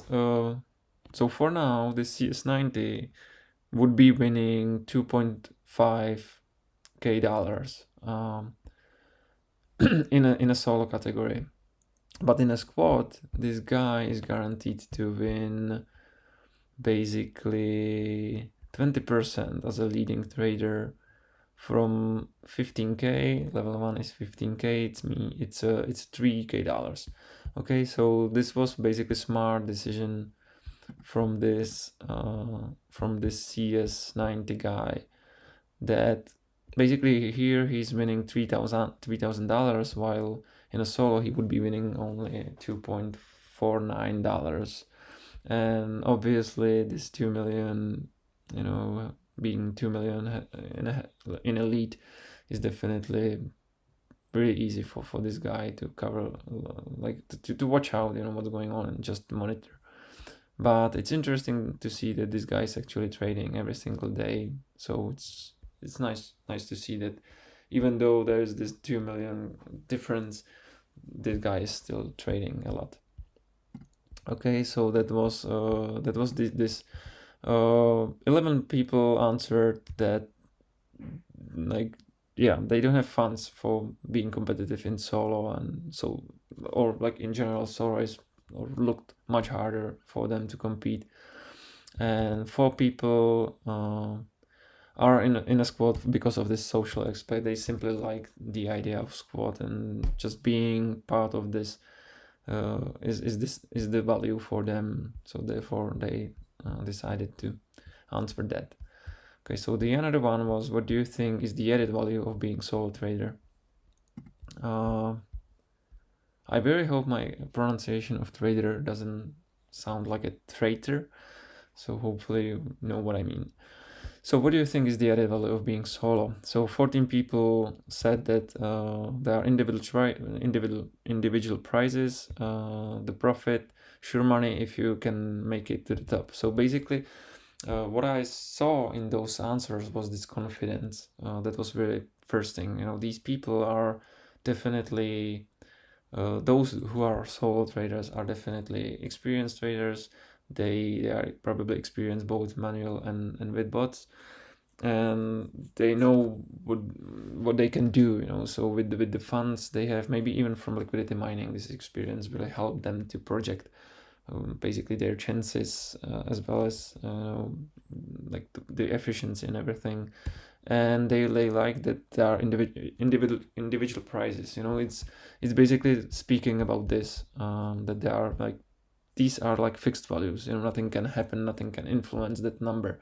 They are not sharing it with anybody else. Doesn't matter if because they are solo individual traders, they are not influenced by, like in a squad. If there is squad and 100 new people will be joining that squad, those prize pools and allocations will be different. But here it's fixed. The first trader will simply receive this, that's it. And as you can see, opening level 2 would be really, really great for them. So I really hope that we will unlock at least that level 2 Therefore, there will be like price for all these five guys, because I will be speaking about that during squad topic. But to me, I really wish that all five will win, because all five really deserve it, you know. So this season 1 structure is really making this guy's life miserable in my eyes.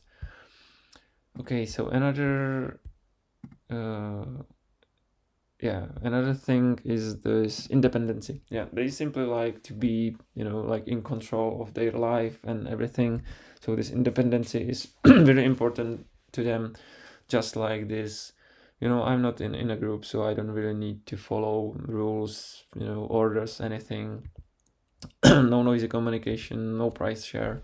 It's just my price, and like it's like more clear to them, you know. They can simply, you know, just read this article, and from here, you know, if I'm good, if I have funds, if I'm experienced, if I really trust myself, this is the price. Nothing can actually change this price, or it's going to be only better. So that's, you know, like having some guarantees. So that's important for them. And the 7 people said, with high capital, there is a better chance to win. So like I said, you know, obviously there are experienced people knowing what they have in a pocket, you know, the aces they have in a pocket. So it was better for them.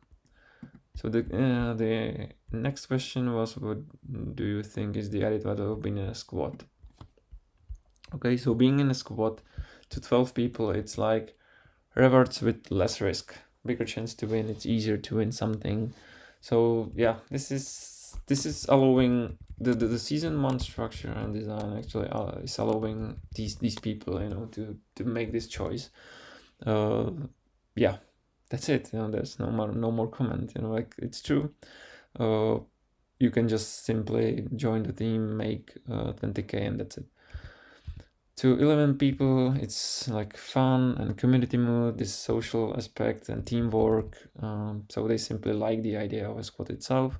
7 people, they like that the squad is basically mixed with like these diverse and different types of traders, you know, like experienced, unexperienced, low, mid, high volume traders, you know, etc. So this was important to me, just like seven people said, you know, this knowledge sharing, or they can ask somebody, they can share thoughts and everything.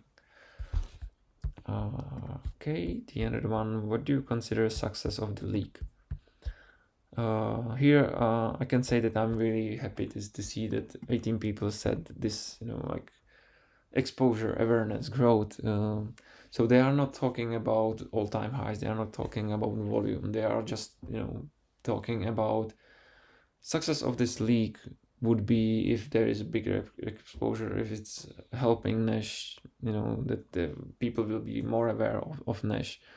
In general, like growth of Nash is like most important to these people who answered this, which is really nice. 14 people said that after the competition, it would be great if there is some change in this like day-to-day volume with different values. Some said, you know, it would be fine to see 3 million minimum a day. Some said 10 million, some said 5 million. But obviously, you know, like basically stepping up after the competition just a little bit, you know, it doesn't really need to be from 1 million to 10 million, but somewhere really fine with just a little bit, you know, somewhere talking about like 20% more would be really great. And 7 people said that they really wish that this league is helping with organic volume. Basically, that's almost the same as a growth, you know, if there is growth, if there are new people coming because of competition and we can retain them, that's the most important thing. It's not just about, you know, like acquiring new users is the first step. It's sometimes it's even easy, you know, you just need to pay for some marketing, you need to pay for some advert. So getting attention, it's something you can buy, but having great product, having value and proposition, having meaning to those people. That's the other thing. That's the completely different league, different game. But to 7 of you, it's important that this is somehow helping with the organic volume, because the competition itself, if you stop it, if there is no competition, if there is no incentive to trade, then you will basically fall down with this volume. What would you personally change for season 2? That's something I don't have here, because it's most likely the same as in the community forum. So there's this duplication. At this point, are you in the profit or loss? Yeah, so as you can see, like 52% are in loss. It's really nice to see that 35% are actually in profit. So this is giving me some chance that these solo traders are actually not that much in a loss, as we can assume from this like premise that $1 per $1,000 volume is necessarily true. Might not be, maybe to people who are not so experienced, maybe to people who run bots 24/7, not monitoring it that much. So yeah, this is nice to see that there are people with profit. These people are most likely making the volume or continuing. On the other hand, responses from these people, I received like days ago, really days, like 8, 9. So seeing the responses now might be different, but yeah, there are still 52%. So basically, every second person is in a loss. So that's the reason for them to actually at least start to think about this money management. Do I really want to be in a loss, or what my loss is? What loss is acceptable for me? So something like that. What is the primary trading tool? Yeah, so bots are leading. And manual trading, there's some like 5 people manually trading, otherwise it's a bot. We can assume that it's most likely that cloud bot, because of the biggest volume. And yeah, this is important because that's making some dependency. We are dependent on some external tool or whatever software, which is like making it a thin ice, because if the bot is not good, or there are some issues, or even maintenance, everything, if there is some very big issue and the bot needs to be maintained for 24 hours, there is no trading during that time. So there are several reasons. So this is basically a chart important for us when we think about this dependency. How much are we dependent on something external, something we can't like change, something we don't have in control. So this is really important. If you already stopped trading, what was the reason? This is very interesting. Okay, so it's yeah, obviously the cost itself or the loss. 8 people actually answered that they are still trading. I think it was like 2 who said still trading and won't stop. One said still trading, I'm in a huge profit, so I won't stop. And the rest basically answered something like still trading, but changed the strategy from volume generating to profit strategy. So that also means low volume, from these 6 people. But in the end, it's great to see that, in these questions, if you already stopped, normally you would expect that these people wouldn't answer and just skip that question. There are still 8 people basically saying that they are still trading. No incentive to keep trading. This is about engagement and the structure itself. If it's motivating people to trade, giving them the reason. 5 said no, and 5 said 20k is enough. Then you don't need to trade anymore. Some of them said they don't want to lose money. and some of them said there's no chance to be in top positions, so therefore they basically decided to stop. Name one thing you really hate about the current structure and conception of the league. This is basically also coming to this proposition or suggestions for next seasons. So basically, as you can see, this is really massive number. 18 people said they don't like this rewards distribution, this model, how to distribute money because of this 20k limit. So this is like massive thing that needs to be addressed for next seasons.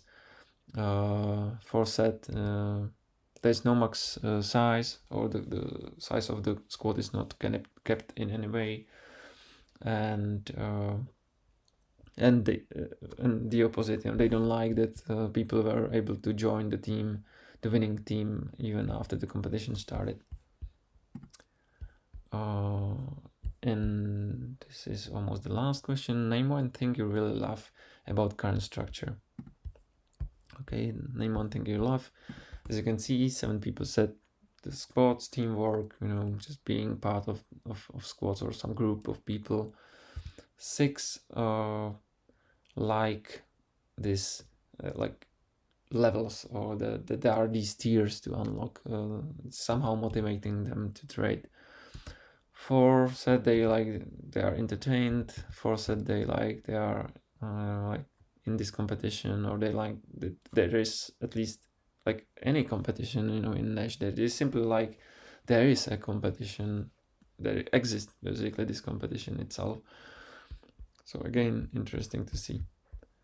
What rewards would you consider okay for you to achieve? A very, very important question, because this should help Nash, me, anybody who is, involved and really like to work with numbers and everything, to basically understand the motivation and the expectations, because you really need to manage these expectations in the end for next seasons. And as you can see, I'm really happy to see that there are like people who don't really need to win that much. This is basically proving me that this competition, for people who are trading, this competition is not here to make them rich or to make them win something. They don't really need to be in the profit. They don't necessarily need to be in a profit. They are actually, as you can see, right now nothing. Basically, I do not want to suffer a loss. So, or of course some bugs. This is really nice to see that there is somebody who said, I'm not expecting much because I made low volume. So this is really fair from this guy. Hard to tell. Just covering the losses plus small amount for the effort itself would be nice. Not important to me. This is really great to see that people are not here because of money or because of the competition, or hoping that this competition will make them rich. People are here because they like Nash. They want to help Nash. They want to support Nash, and they are at the same time able to handle that loss. So this is really nice. So basically most of the chart is about people who are expecting less than $100, something between $120 $250, and something between 250 to 500.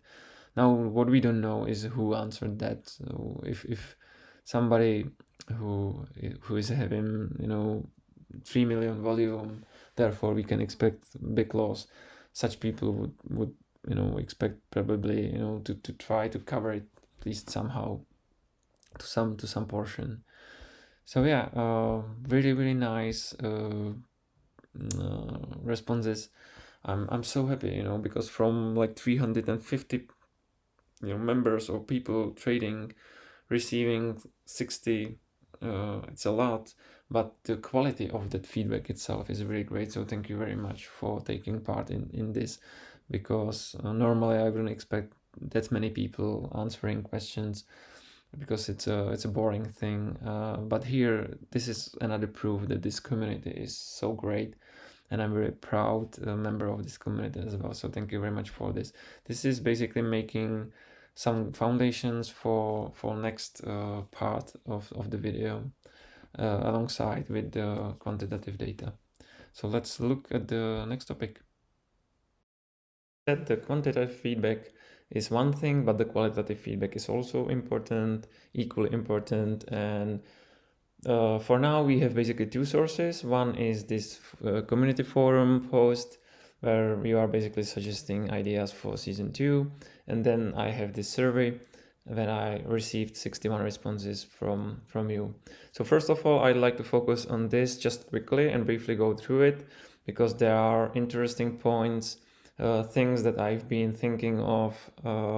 So I'm basically clustering everything here from you into some topics, and then I will be focusing on these topics. So let me just go through it. So basically, Anton kicked this off. This second post I really don't get. This third one is really nice. There are like 5-6 points, and I actually agree with everything. So I put it on the paper into the topics and clustered it. I will get to that. So basically, just quickly, this guy is talking about like capacity or size of the team, about the captains. There should have some certain rights, about the distribution of prizes, about the week 1 deadlines, that even during the week 1 people are able to join, about some weekly rewards that could potentially help, and basically about eligibility by trading some amount and stuff like that. So this is really, like ground for the rest of the comments.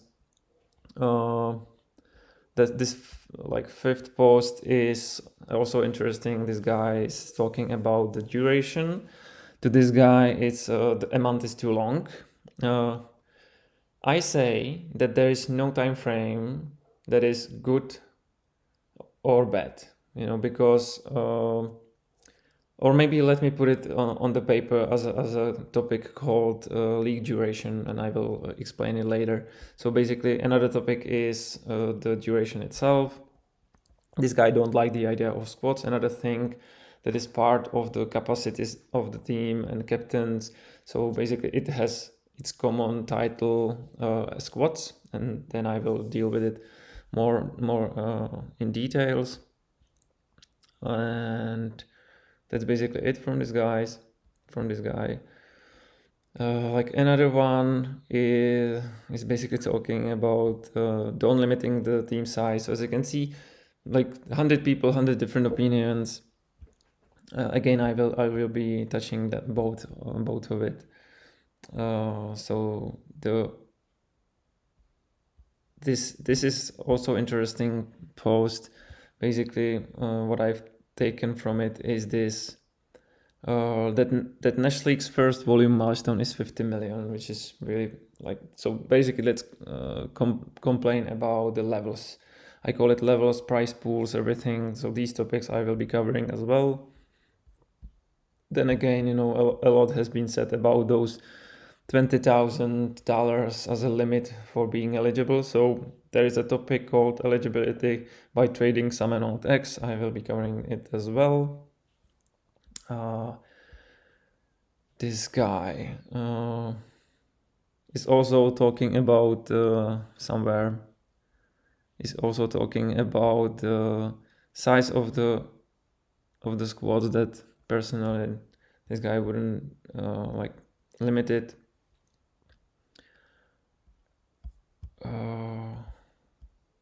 Here, this guy is talking about issue with limiting the number.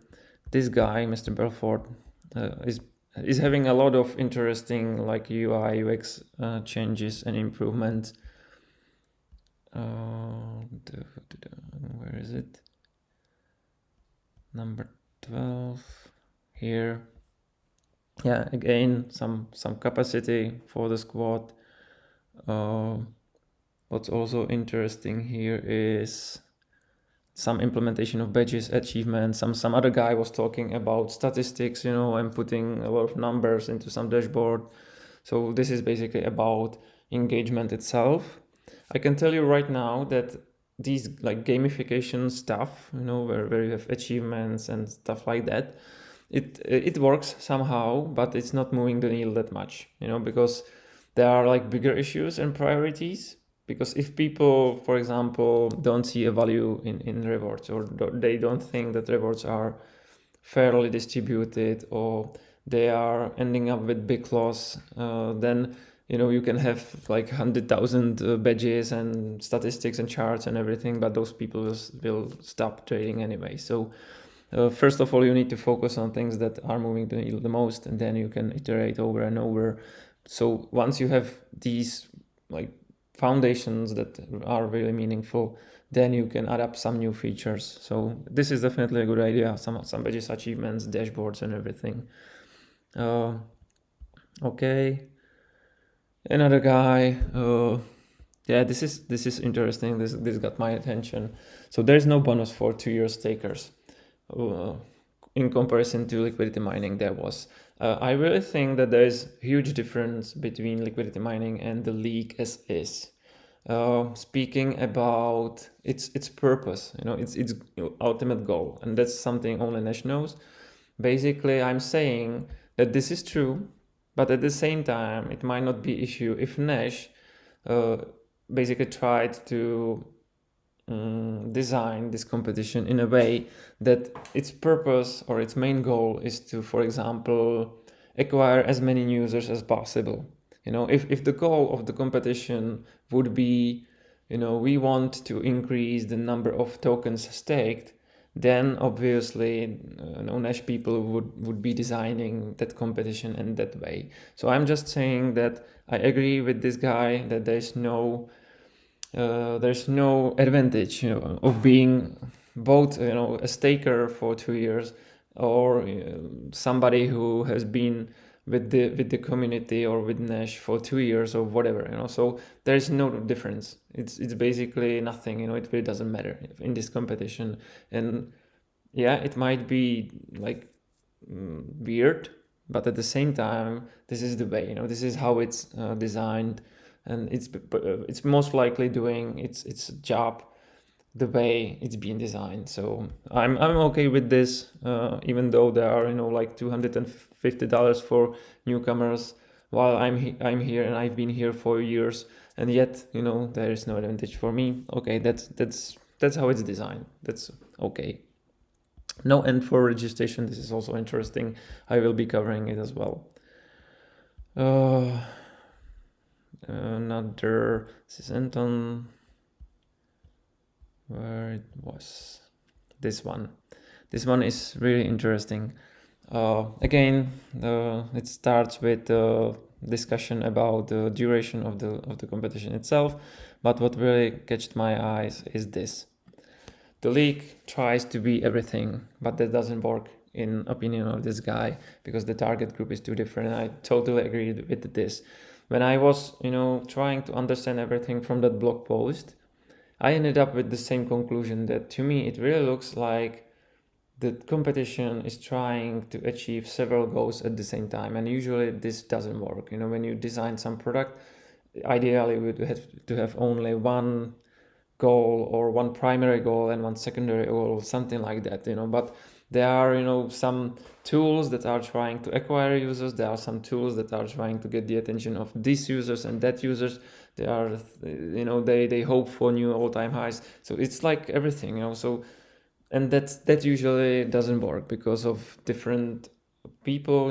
People have different experiences. There are new people without the experience with bots, for example, people with different level of trust and stuff like that. So you just simply can't design this competition for everybody. Therefore, it would be really great to focus on just one thing.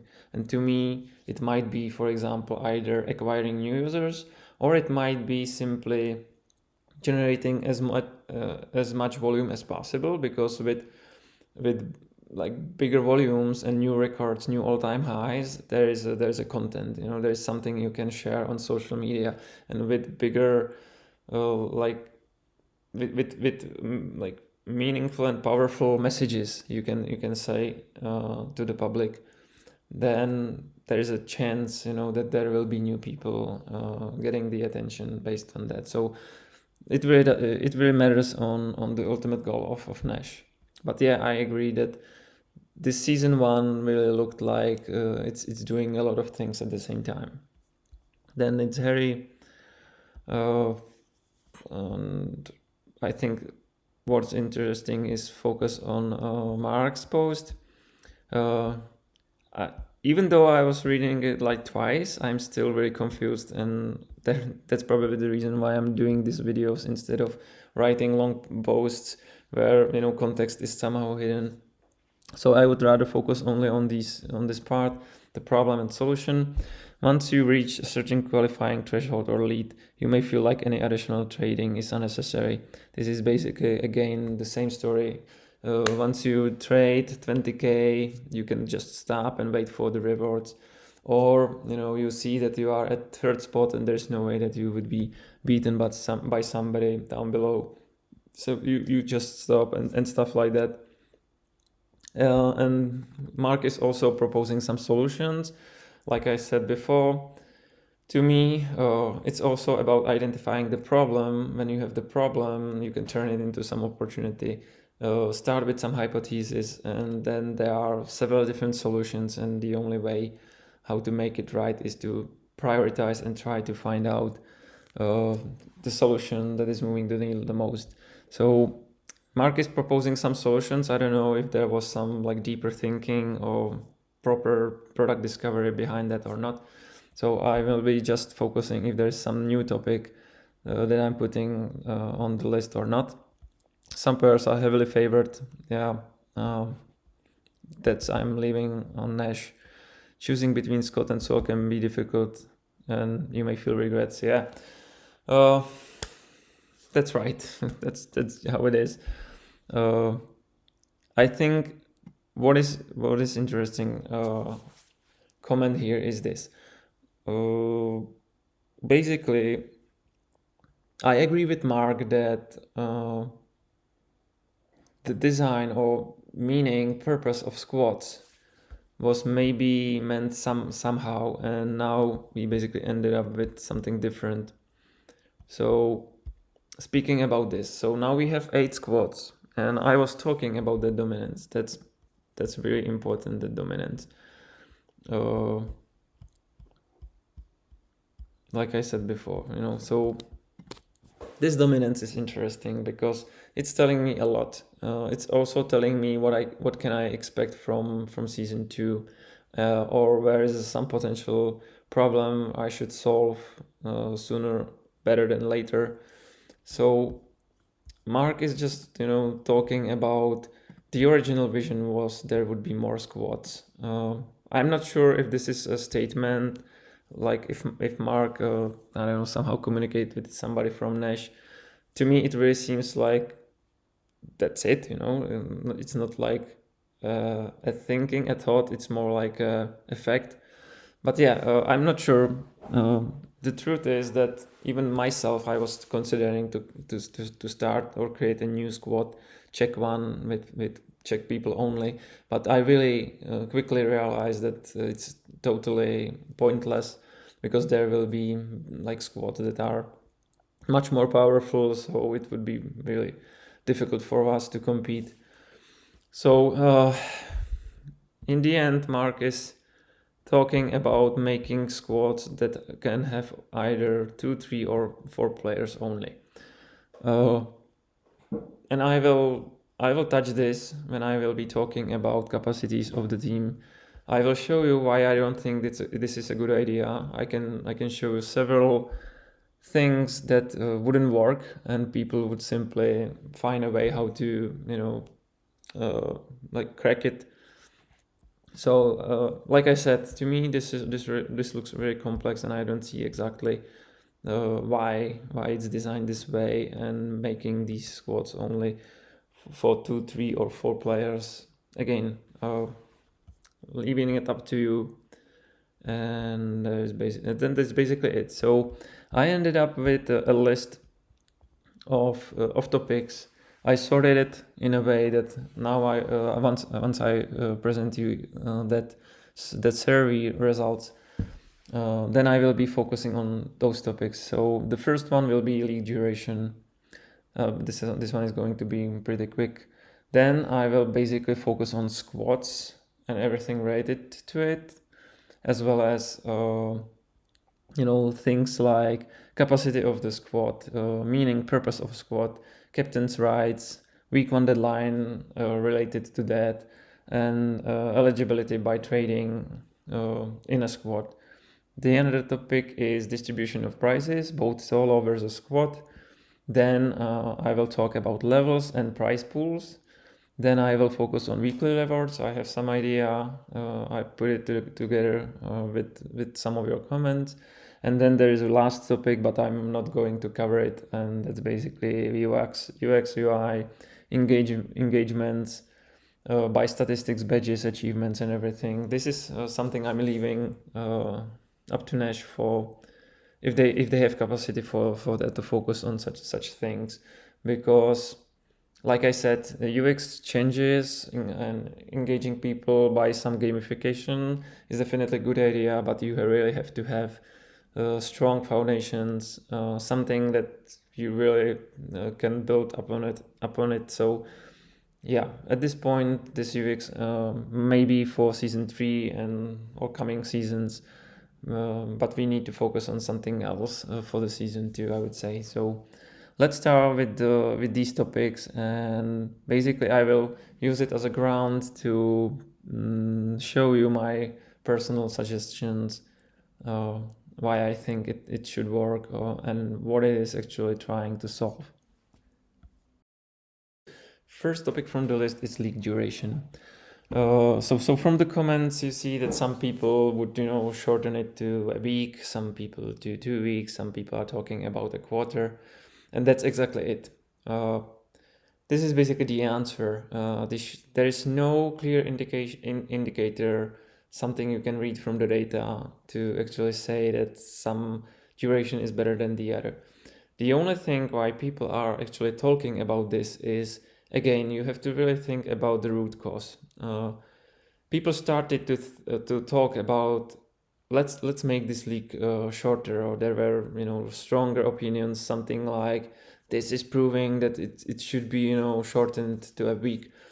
I say no. I say that these responses are related to some facts that basically are like problems, something that's not working. And whenever that something is not working, you really need to think about how to fix it. And this shortening of the league is basically one of many possible solutions. So people started to talk about let's shorten the league from a month to week once they noticed that there are people stopping or like quitting the competition. They stopped trading, and it basically started after three to 4 days, something like that. We've seen that in 3 to 4 days from the beginning there were already people who stopped trading. Therefore people were talking about maybe a month is too much. I say that the real problem here is that the design of the competition is done in a way that it's not like compelling enough for people, so it's not getting their attention, their motivation, so it's not engaging them enough to retain. So instead of that, it's not engaging, therefore people are churning out of the league. So the real problem here is that there is no this engagement and motivation, therefore retention. If this is fixed, then it really doesn't matter if the league is 1 week or 2 weeks long, or a month or a half of the year. It really doesn't matter. Yeah, I can easily imagine that there is some league done in a way that it's really compelling and motivating me to trade even a year.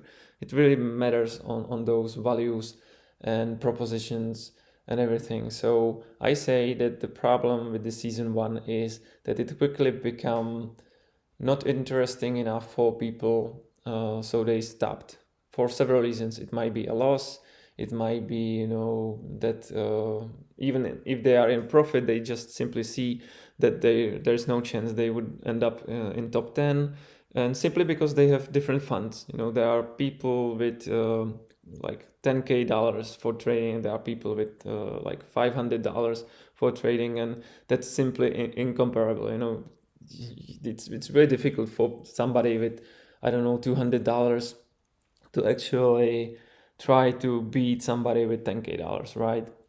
But the thing is, important thing is that both people are equally important for everybody. It really doesn't matter if there is a guy, determined guy who would like to contribute and have only $200 versus somebody who has $10K, because even this guy, it's really important that this guy will end up after the competition with some impression and experience, ideally positive. So this guy is basically our asset. This guy will be talking about Nash. This guy will be sharing this positivity about Nash. So it's just game of numbers, right? So somebody who's having a small amount of money is most likely not going to beat somebody with really high, balance. So like I said, duration of the league is not topic for me. It really doesn't matter. Instead of focusing on duration, I'm rather focusing on the design and structure of the league itself. Because if we get it right, then it really doesn't matter for how long we will run it. If it's done right, then we can do a season 2 for 2 weeks, then you can do season 3 for 2 months. It really doesn't matter. If it's done in the right way, then we are flexible and we can do anything.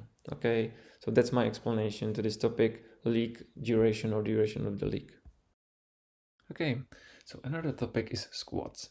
Squads in general, the purpose of squads, the size of the squad, the roles in the squad, and everything like it.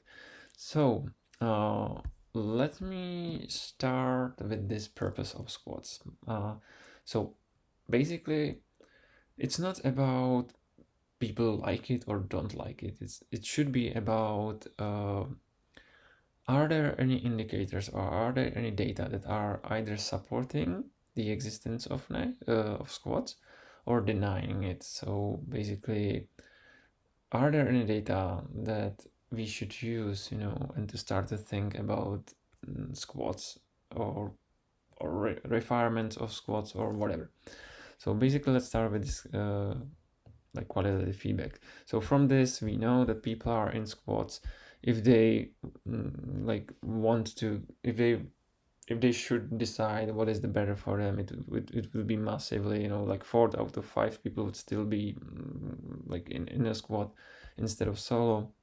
From the responses itself, we know that people like this knowledge sharing, that fun and the community mood and social aspect of it, teamwork.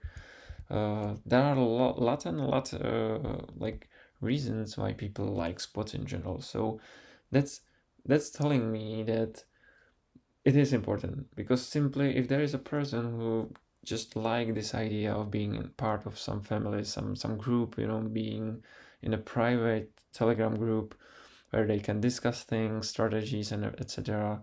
This is really like important. This is like fact, just this, So we really need to don't need to underestimate that people simply like the idea of squad.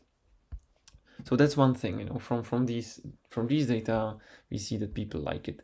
We know that there is this big difference between squad in terms of amount of members, so in a squad, we see something like 350 active traders, from 830 who joined some squads. So the squads are definitely a concept that makes sense for some reason to some people. Some people are fine with solo. Some people are actually suggesting even here, to just have it as a liquidity mining only big, leaderboard with solo traders and making a proportional distribution and stuff like that. So I would say that from here, there is no extra reason to simply drop it, like drop the idea of a squad. So my question as a product manager would be, are there any clear indicators or data that are telling me that there's at least something I should be really aware of related squads? And there actually is one thing. I can show it here in my sheet. So you know that I was speaking about this dominance of inside a squad or of squads. So this dominance is really important indicator, because this is basically telling me like, you know, if the team Cloudbot, or if there is one team with like most of the percentage, that's becoming monopoly, right? So what would be reason to have like few more squads with very small percentage? In the end it would be just game of one a squad. So that's basically what I'm trying to say. So there is some chance that in season 2 we may end up with less teams, less squads, while one of them is really, really high in percentage, in amount of users. And therefore, we would basically end up in a situation that we have solo leaderboard and we have like squad leaderboard, just one squad, massive squad in terms of members. So basically there are two solo leaderboards in parallel, independently running in a season 2.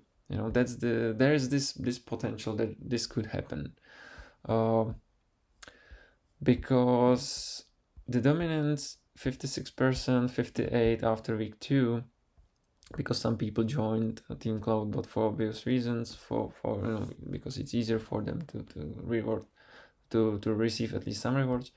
It's like 60%, like 6 people out of 10 are already in just one squad. And the thing is that this season 1 was new to everybody. Nobody knew what to expect from the season. There was no impression and there was no experience. While now people have this impression and experience. So just imagine that, let's say that season 2 is exactly the same as season 1 in terms of design, structure, everything. What would you expect to happen for season 2? The same season, from the like rules point of view. I'm saying that I would expect in season 2 that, for example, Neonites, Margin team, maybe Martin and Guy, these teams wouldn't be there. I think that the season 1 was really a lot about timing. This Margin team build, this terminal, Neo community in general is trying to support Nash, but I can't imagine that this team would stay and would be supporting Nash for every single season, with 12 seasons running. I think this is just a coincidence of a few things, of timing and everything, plus this experience, these 19 people who generated 41k, which is something I can generate in like 7 hours. So, or anybody else, like any individual. So next time I would really expect that a lot of people would, all captains wouldn't even create that team. And plus a lot of people would have this experience that Team Cloudbot is very strong. So maybe even now, if there is, let's say there is this option that once during the league you can actually quit your squad and rejoin to some other. If this option is available, I'm pretty sure that we would see that this Cloudbot would be even bigger. Don't know how many people from nations would quit. I still think there are some communities, community around Fabibi as well. Gambot as is a community itself in its nature, but still, next time, because of this experience, because knowing that Team Cloud is very strong, knowing that that's the only chance where you can actually win at least something, knowing that that volume we've generated so far, and the chance that we will unlock more prizes, or we will let like 3 squads to win, where is it, 3 squads, it's from level 3 winning squads. So knowing all of this would make me think that joining Team Cloudbot for season 2 is my only chance. So that's the only feedback I have, talking about like existence of squads and purpose and meaning of squads, because this indicator is telling me that the Cloudbot is so strong. These 4 teams are, from dominance point of view, there's nothing. So this team is really, really strong. It's like strong that much that it's actually dangerous for the structure itself. It's making it like the squad concept, really fragile. That's my feedback, and I will show you a few things that should help us in the end. So, just speaking about this purpose and meaning of squads, people like it, that's fine, but having season 2 in a way that there is only one team is basically nothing interesting for anybody. So maybe it would make sense to have some conditions in a way that there has to be at least 3 squads. Otherwise, it would be just broken down to solo competition itself, or there has to be at least X squads where there is a minimum of 20 per squad or something like that. That could be a solution. The another potential solution would be, and now I'm starting discussion around the capacity of squads, would be the capacity, obviously. So if we say that a squad can have only X members as a maximum, then obviously we would create more squads, right? So yeah, we would basically try to fix that dominance problem and divide it into many more squads in that way. So seeing 50, 60, 100 squads, because we kept the maximum, could be another solution. So speaking about the maximum, that's actually a really important topic, because what happened is that from some point people started to talk about this, and now it's really important to realize that there was no complaint, or at least I haven't been able to find any, as well as I haven't been able to I simply didn't read anything, people complaining about the sizes, about that the size can be unlimited in a size. There was no complaint till the start of the competition itself, where people because it quickly happened that the Team Cloudbot took this lead, and it was obvious that the Team Cloudbot will be really strong. And because of that week 1 rule, where you can actually create a new team as well as join some team, all of it basically made people start complaining about there is no maximum. Or at the same time, this implied one more thing, speaking about captain's rights. So right now I'm basically opening these two topics at the same time, because size of the squad is heavily influencing and dependent on that captain's rights. So let me start or kick this off saying that I personally am against capping size of the squad. Okay, even here in this community suggestions, there are people talking about this maximum, but the problem here is that people are only talking about that. People are not providing enough data to understand why they are suggesting it, except my assumption that the only thing that made them think of that maximum or capping the size is the fact they will share their potential prize rewards with more people. So let me start to look at that from this point of view. So people started to complain after the competition started. So it was basically here. So this Team Cloudbot had 86 people, okay? When the competition started, there was already 86 members. But as you can see, it started to be bigger and bigger and bigger until this point where the week 1 ended and there was no longer this option available to join any squad. So basically, it got doubled.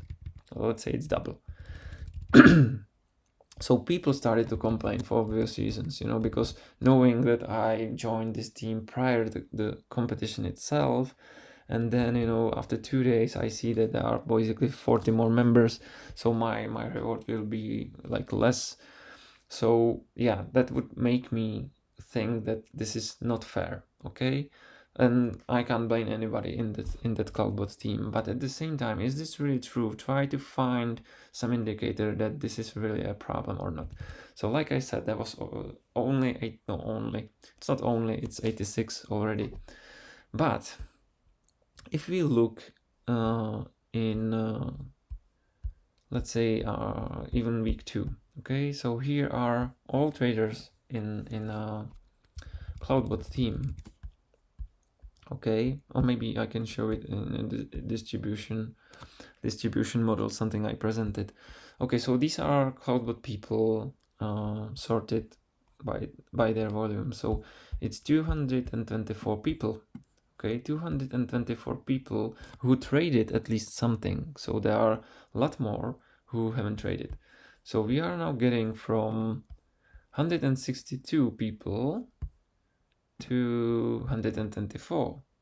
Okay, so it's not that you need to share your price or reward with 162. It's actually 124 potentially. And now if you look at this eligibility rule that people have to trade at least 20k, we are getting to 85. Okay, this MKS is not eligible. Maybe at this point yes, because this might be like two days old. But still, you know, so we have 85.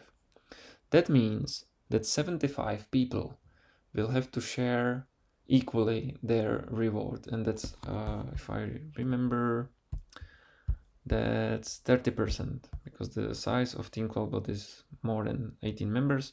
So 30% of that level 1 prize pool coming to this winning team is going to be shared, and that's 4,500. 4,500 is going to be shared among 75 people. So is this like thinking that, you know, this week 1 rule and people clearly seeing the joining CloudBot team would be easier for them to win at least something? Is this really true? You know, it's the team started with 86 people. Now we know that only 85 are winning. So it's basically less than this.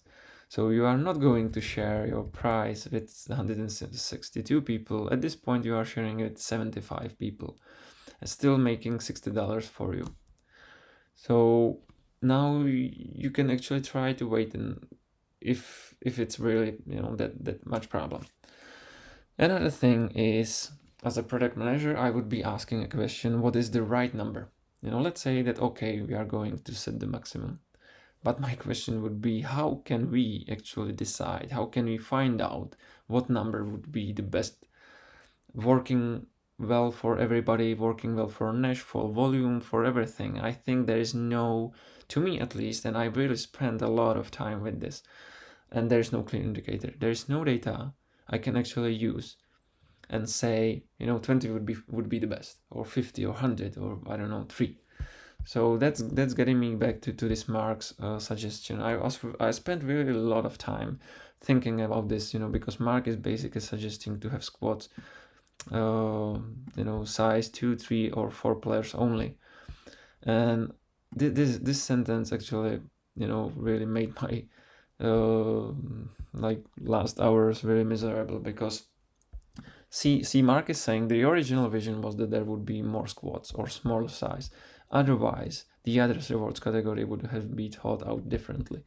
So basically, to Mark, these others, you know, these 10% or these others 30%, is basically source of truth for him to think that Nash originally wanted to have more squads of smaller size.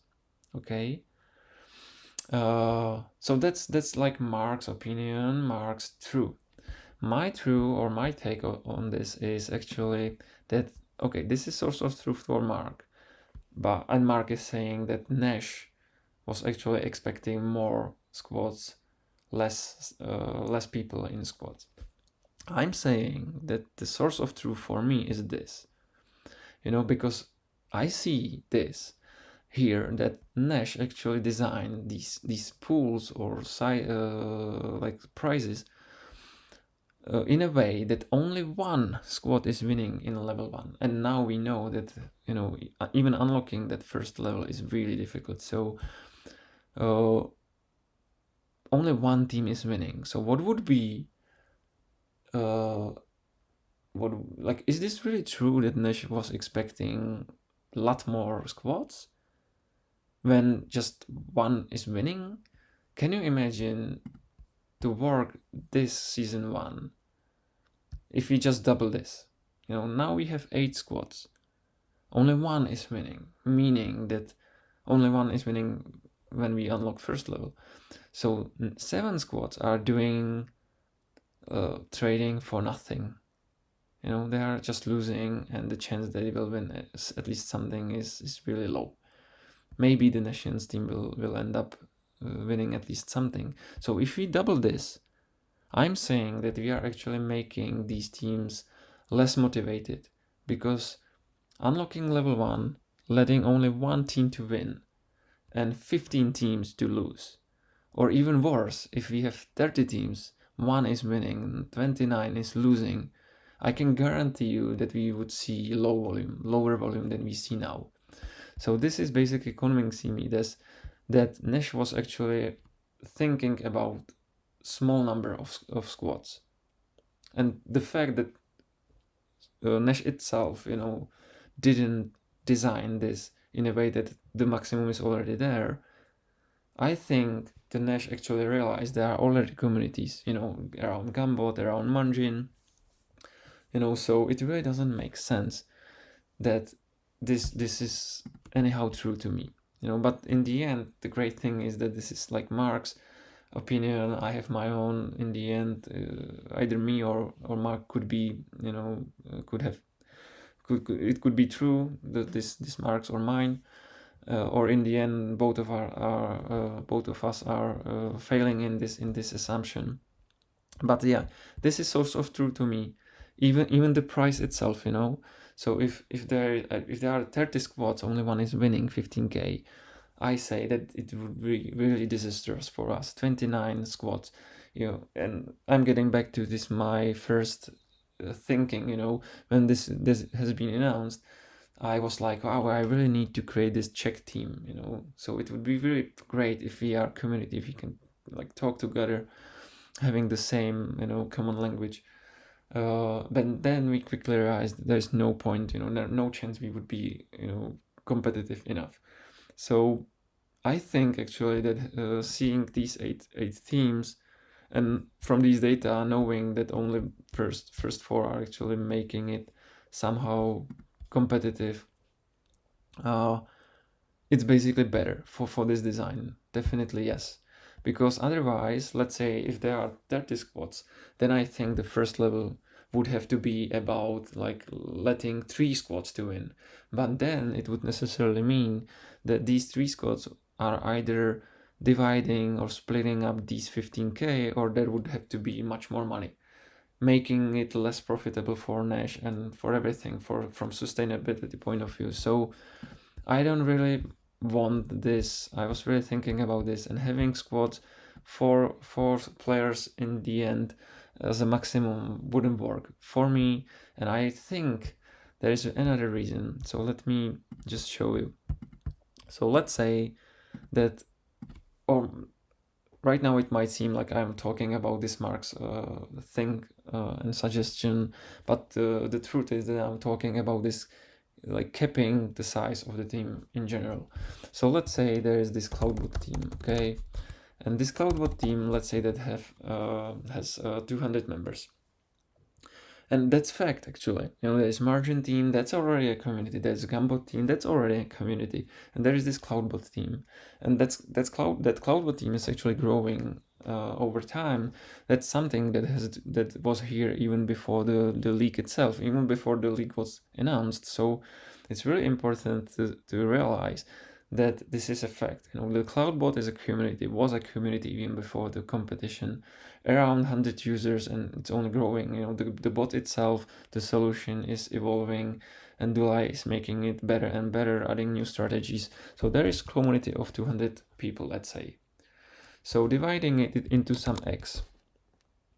what would that mean? The first thing I can assume is that those people would be upset. The community itself, like, what the hell, like, we are a community and you are forcing us to somehow divide us into, like, several squads, or how can we actually find out which squad would be the first one or the second one, what members would be here or there? That would be really, really difficult for everybody.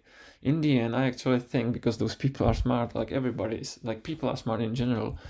I can only assume this, but I believe that if the maximum is 4, they would simply discuss this together and decide to have 50 squads of four members, meaning that's the 200 community. So they would simply split into 50 squads, and in the end they would agree on, they would still have this private group, and in the end they would simply decide to share the rewards among everybody. Doesn't matter if only the first squad was winning or first 3 from these 50. I would still believe that this community would work this way. So it really doesn't make sense in any way. And like I said, there is no clear indicator saying what the X is. Is it 10, 50, 100,000, 3? Really, everything is making it only worse and worse. There's no number that is working well for everybody. So that's one thing. Another thing is this complexity around the captain itself. So people were saying that once we have this maximum, there would have to be some extra rights for captains, rights that allowing him or her to let's say even kick off somebody from the team. Can you really imagine this, that you are part of some team and somebody will kick you off?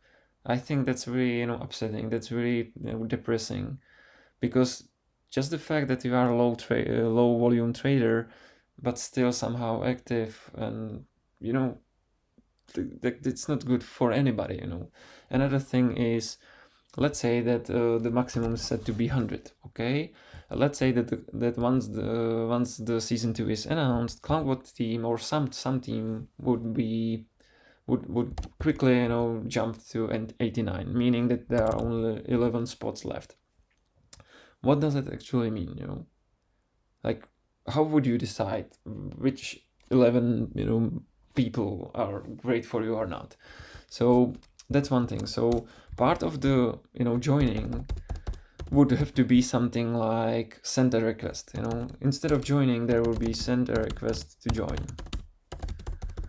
And let's say that I'm a captain, and now Nash team would have to create some new page, some administrative page for captains, But what I would see on that page, there would be some list of requests. Okay, sorry, requests. You know what I mean. There would be some list of requests. The thing is that I would see some nicknames, some nick A, B, C, D, and what? Now what? I see like 4 requests. How can I decide who is like good for me or not? So then necessarily part of that request would have to be something. So maybe when I'm sending that request, I'm also providing some information, some pitch letter. So I'm saying, hey, dude, I'm the best trader ever, and I can trade 5 million, let me in. So I would see some messages here, some message 1, 3 to 4 and stuff like that. Sorry. Or what? Am I even able, based on that message, to decide anything? Probably not. So maybe another solution would be that Nash will actually generate some data from the account. So I would see, for example, balance. Do you even like the idea that I see balances of these people? I really don't. So let's say there's balance, or let's say there's a volume traded in last 30 days, something that is basically helping me to decide who is the best for me or not. And let's say that in the end I will fill my team up, and then 2-3 friends will come and back me, like, really let me in. So I really don't like it, that there's no sense. And like I said, combined with this, what the number of maximum is the best for everybody. The complexity around it, Nash would have to spend time with it. So, combining both, people are complaining about there are no maximums. They are complaining about those maximums only because they don't want to share with more people. I showed you from the data that to me it really doesn't seem like it is a big issue. We've got from $77 to 60. That's not that much. $77 now 60. So are you really upset that you shared $17 with some other people who generated some value for your team? Yeah, I think that this is really about finding the problem. So complaining about it's possible even during the first week is probably not a good idea.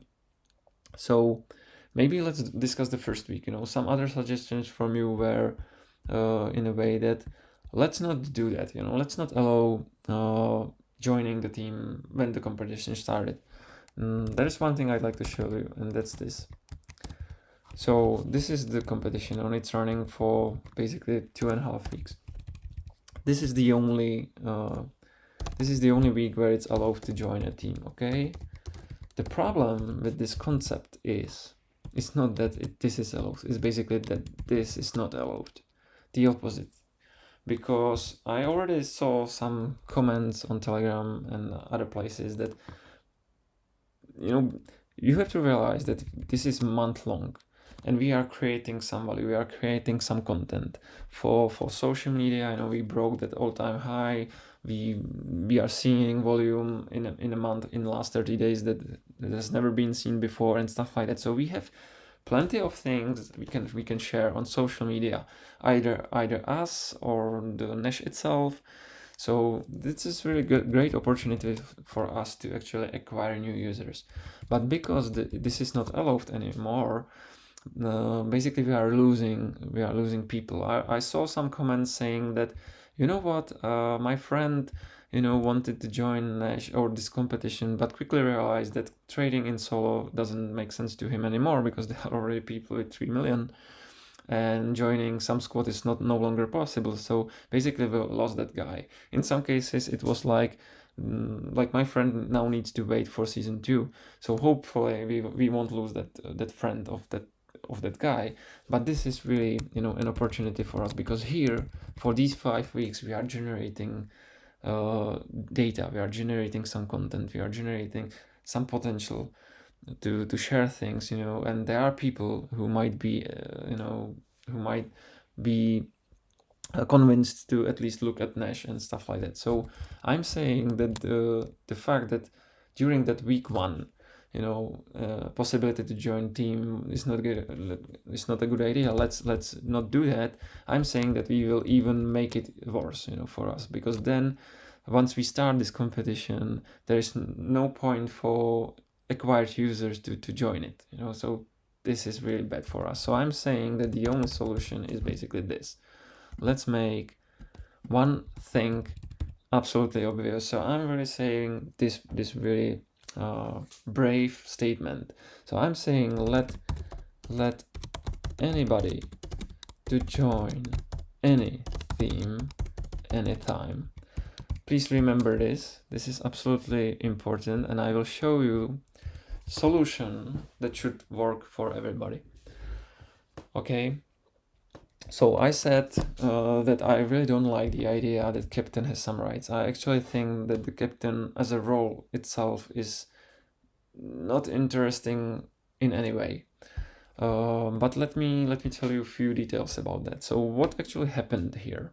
We have 8 teams. We have 8 captains. Besides Dulai, I think these other guys are not making this captain role anyhow important, except Dulai, for one reason. Because normally, what I would expect from captains or squads itself, speaking about squad, speaking about its meaning, the thing is that there is no proposal, there is no added value for me joining this or this or this team. There is no proposal from these captains except Dulai.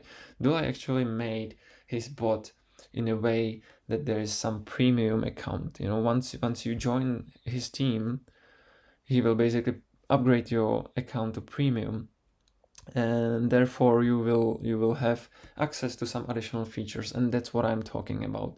If there is some additional value, some proposal from these captains, reason for me to join this team instead of that team, then it should be better or fine. Then this whole concept of squad would work much better, significantly better, because then I can actually decide based on that proposition. So let's say there is Gunbot team. So let's say their Gunbot team is basically offering sale. You can buy professional license, just with like pay me 10% and I will provide this professional license. The margin team, let's say that the terminal is offering some new features, and stuff like that. Team Fabib, there's some extra thing in that nashblockchain.com, etc. Some proposals making it somehow interesting, but that's not true. The only thing that happened, these people actually created those squads, maybe created private groups. In most cases, I personally believe that there is no extra value, that there is no even knowledge sharing, there is no like talking about strategies or like sharing money or whatever. There is nothing in the end. Even this doesn't make sense to me. Giving 10% to captains, for what reason? Give me one reason. Like I said, in Dulai it might be Dulai is a real hero. He's improving the bot, he's fixing it, he's maintaining it, he's making new strategies, he's making everything. So yeah, well deserved money.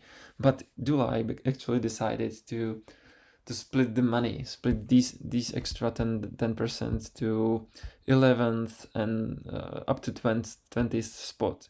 So basically Dulai gave up the money, as well as Bell. Bell was actually trying to acquire team members to the Tunisian team from the beginning, promising that he will share the money. So our two biggest squads and captains are actually decided to let that money go.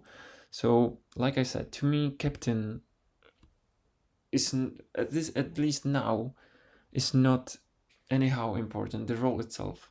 What I see only is that somebody clicked the button, created a squad, maybe in a Telegram created a group, and that's it. So actually, there's one thing. Where is it? See here. I feel squad system is set up for failure. Is a feedback from somebody of you. One thing I had is that you can't change the team. That's something I discussed. I got hard sell requirement pitch from Bell of Nations, who asked me to use his referral and promised that we would be sharing strategies in the group. I like the idea of being part of the team. However, once I joined, I realized that he just wanted my referral benefits from the volume I generate, but there was no strategy shared or any technical help. As a small capital trader, I didn't have enough volume to be a top trader, and I couldn't have left my squad to join a more supportive squad. Sorry, all my apologies to Bell. This is not like here to make him somehow like mean or bad. This is more about the captain role. I personally, if I'm a captain of some of that team, I personally don't know what I would do, because the structure of the competition doesn't make sense to me. If I have some tool, something I can make better or bigger or add some feature for everybody, that would be at least something, which is basically what Dulai did. So yeah, to me, this whole captain role doesn't make sense. So making it even more important and giving them even more control is something I don't really see a value and reason for that. Just like I don't see a value and reason for making a maximum, because like I said, there's nothing.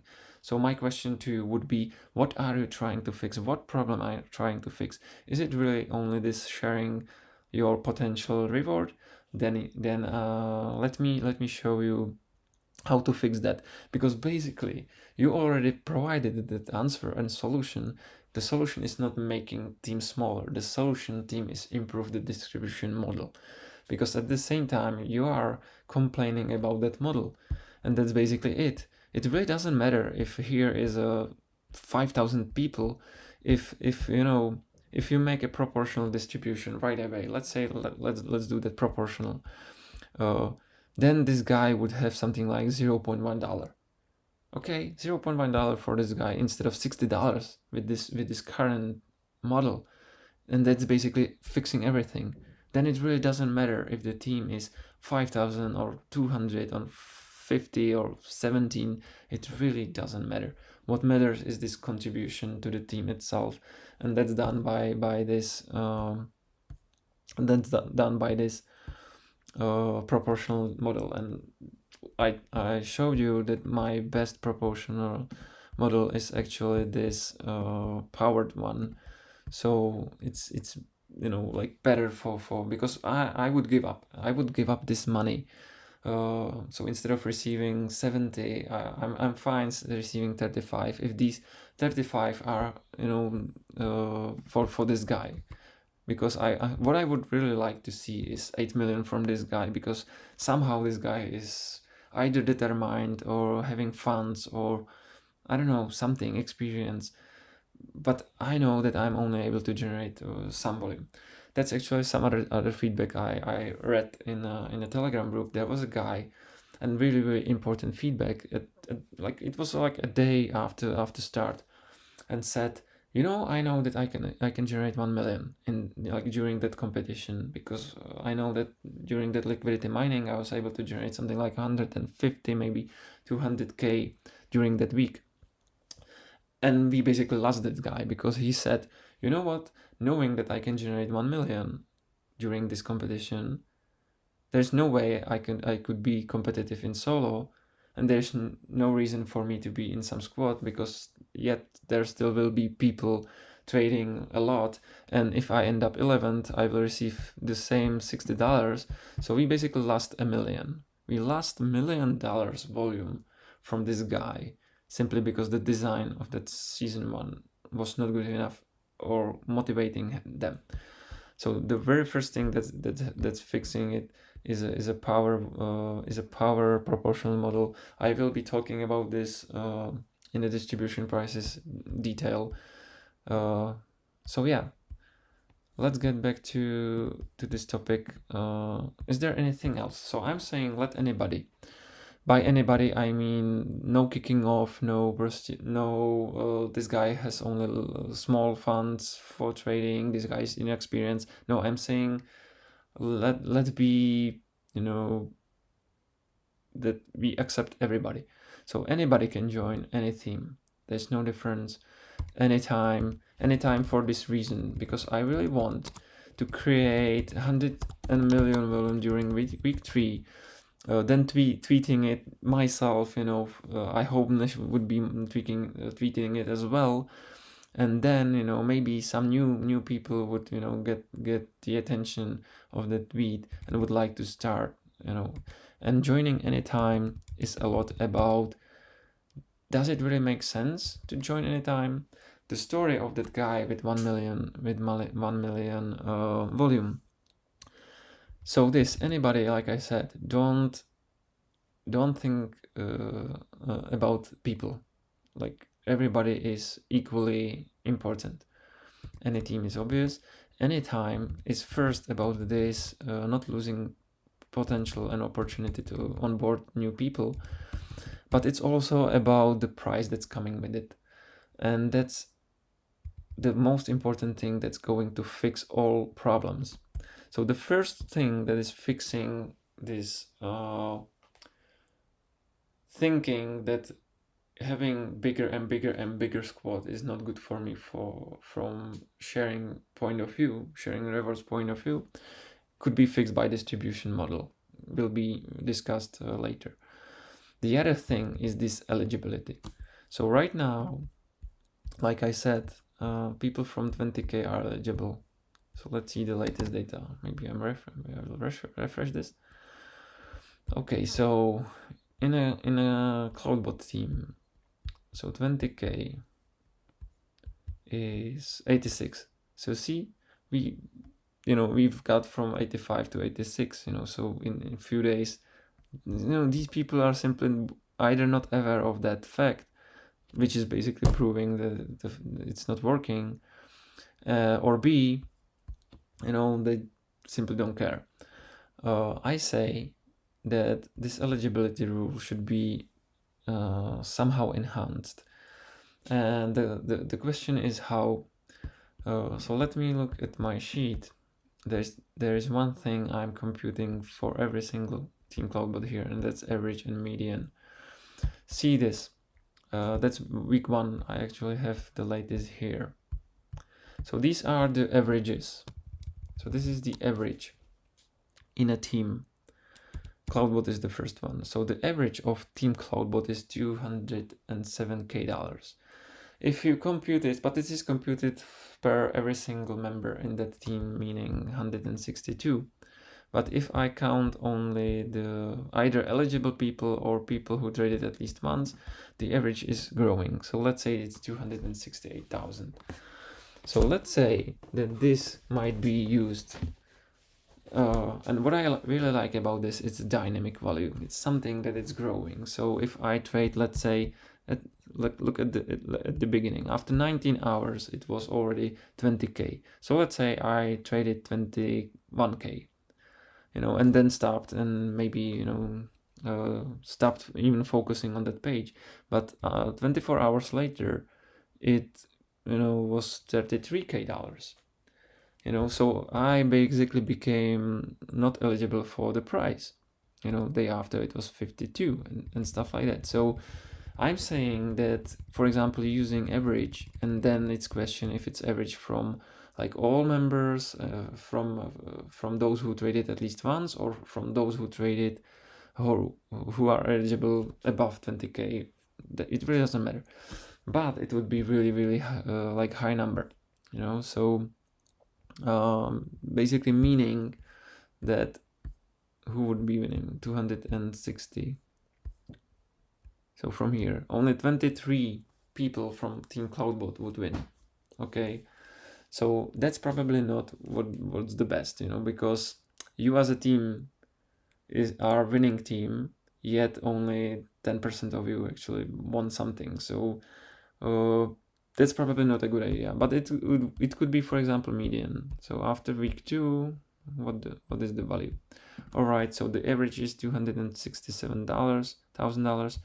Median is 33K. Okay, so let's say that we will use median, or it could be, median multiplied by 2, median multiplied by 1.1. So basically I'm saying that any value between median and average could be really great for this. Making it dynamic, it's growing, so therefore you really need to focus on the competition. You really need to trade some more volume to become eligible. Another thing is to tie it with the UI itself. So ideally, I would like to see this UI changed a bit. So here is a place, my nickname, my volume, and here I see price. It's an N/A. Let's say that it really doesn't matter if it's N/A or there is already some price. I would like to see here something like to unlock price X, trade 15K more, something like that, which would help me to actually get some overview how much volume I need to trade to become eligible. At the same time, it would help us to get this overview of who is eligible or not, because right now I just need to know that it's 20K. I just need to look for it. But if there is, instead of these NAs, or once we unlock level 1, there will be these $60, right? You, like, every single person here will see just $60. So I would like to see something like to win, or to be eligible to win $60, trade $1.4 thousand more. Simply as that. So then you would quickly scan it, and with your eyes you would see that these people would have something like trade 20K more to win X, something. So that's another thing. I would definitely tie it with the update of UI itself.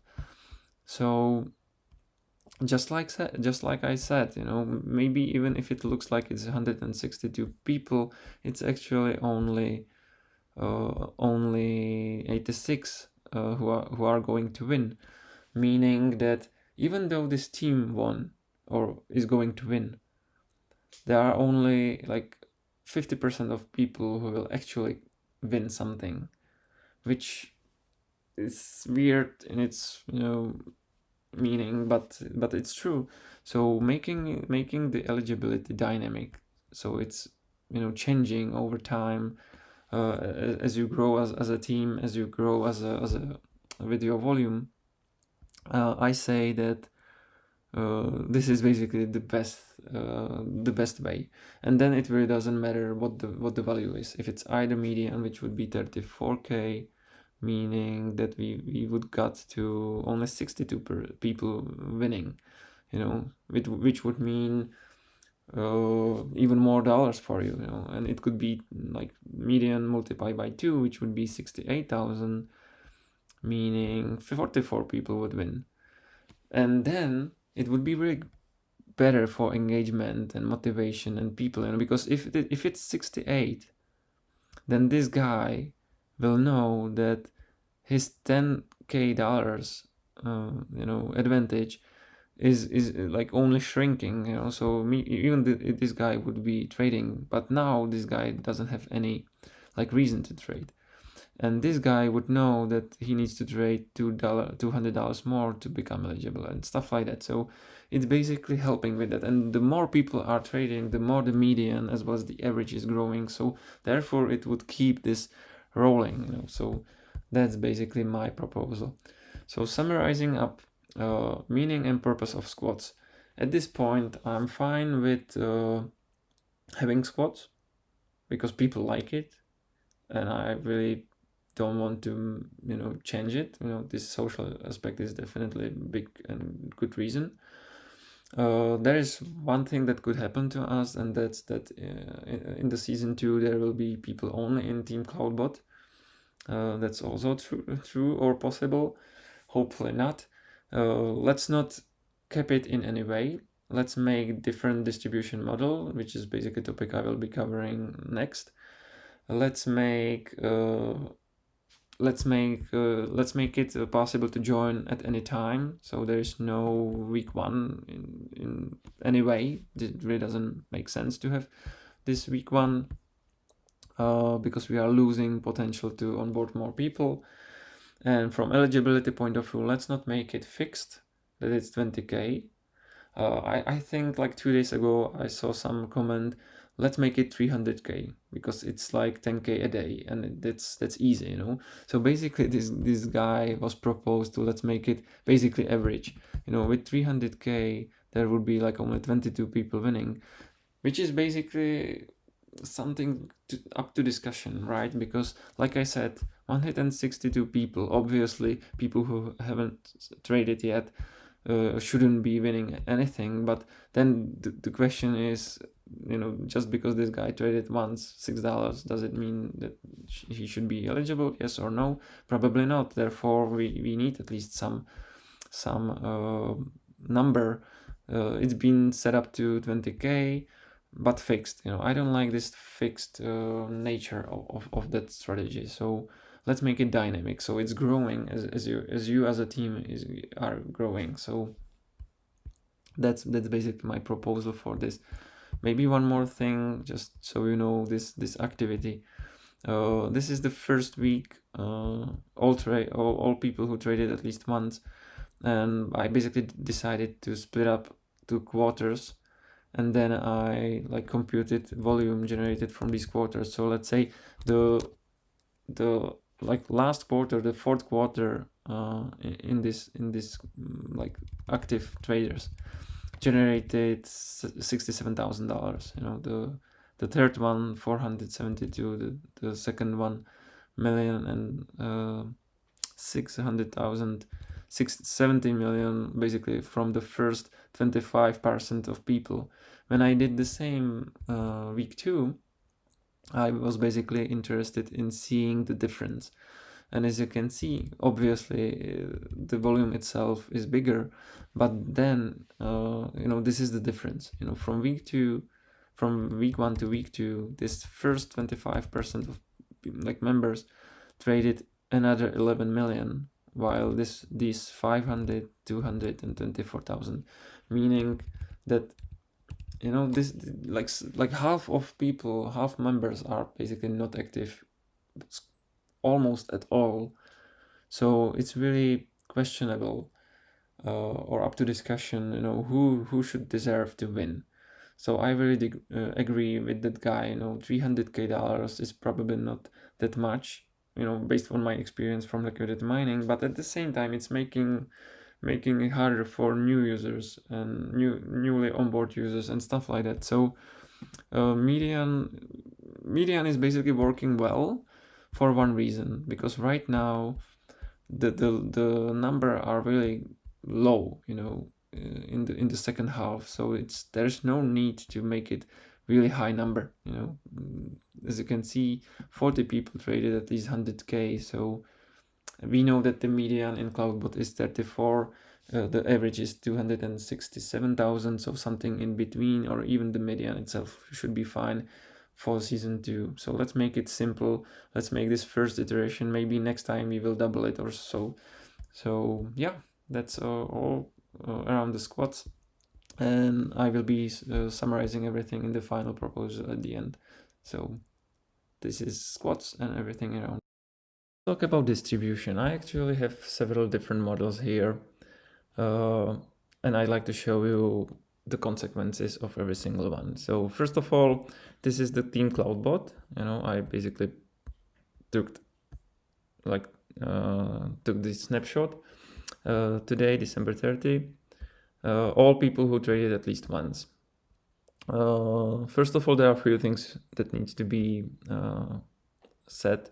For example, even though there are 124 people, in the end, only 85 of them are eligible for rewards, okay? Because these people are still not eligible because they haven't traded at least $20K.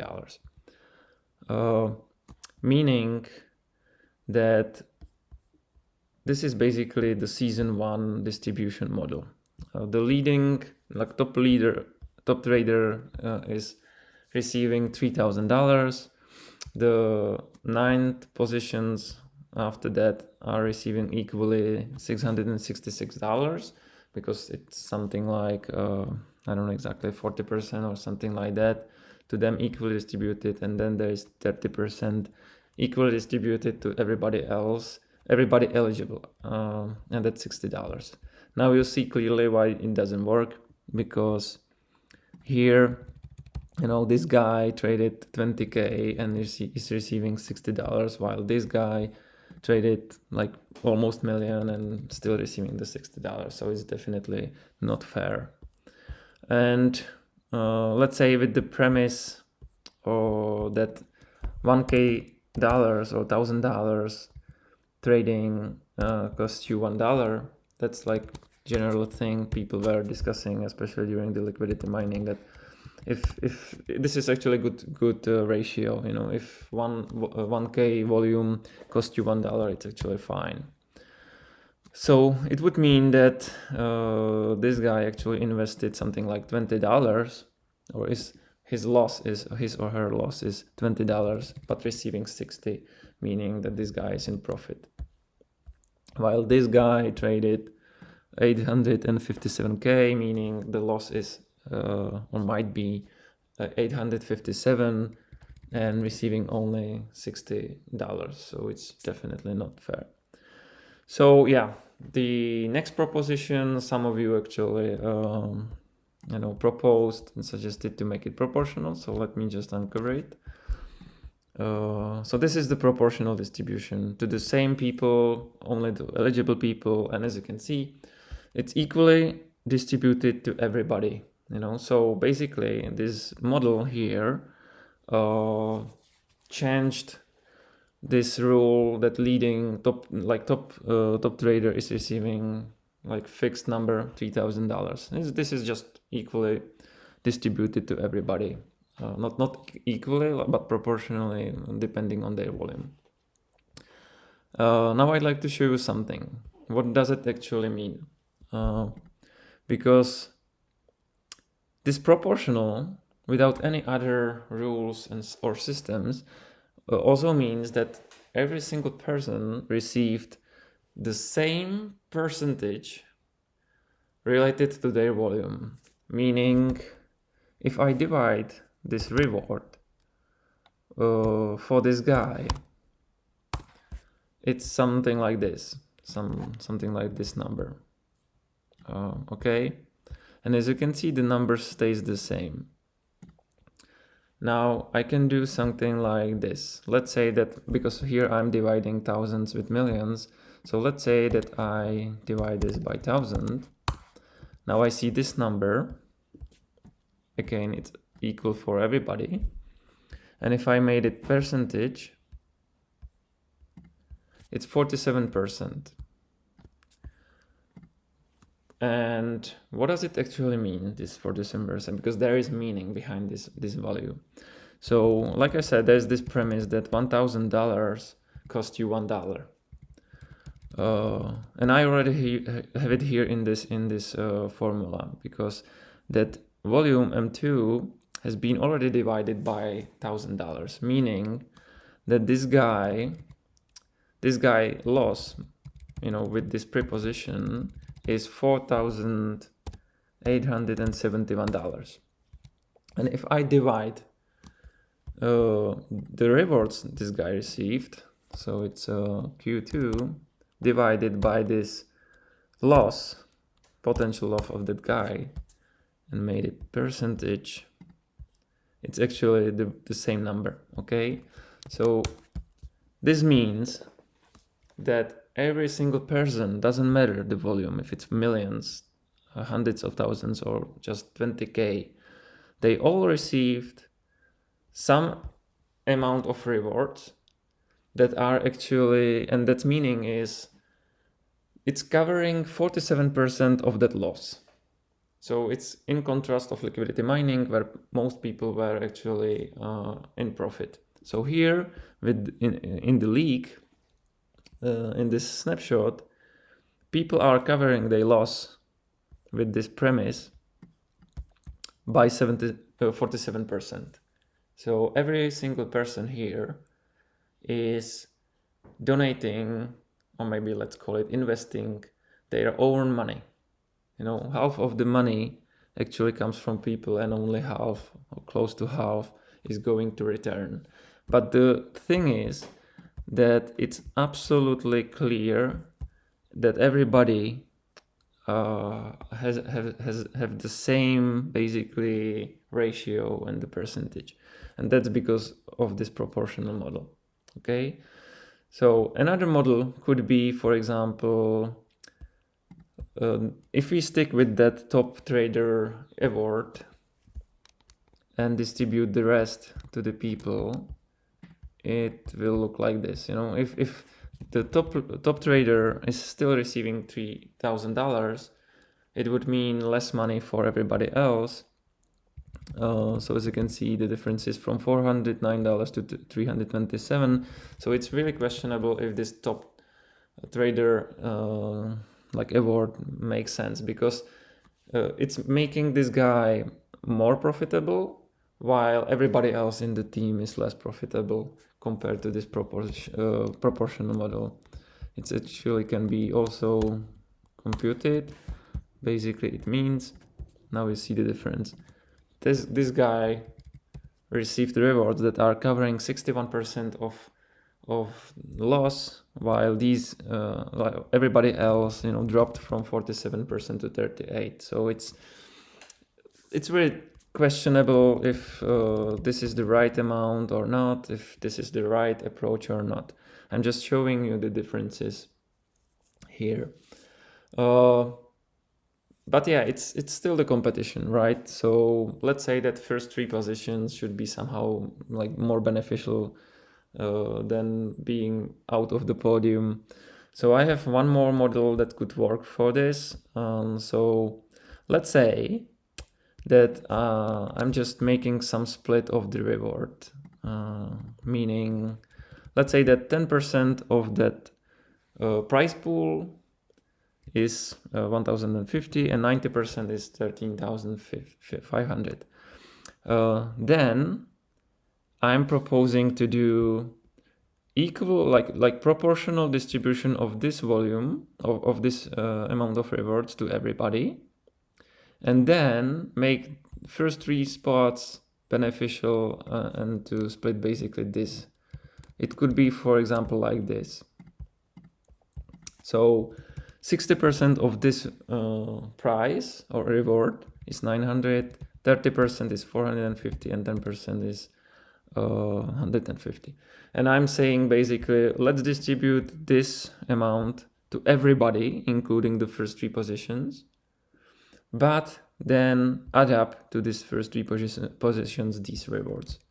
So it would be like this. Okay.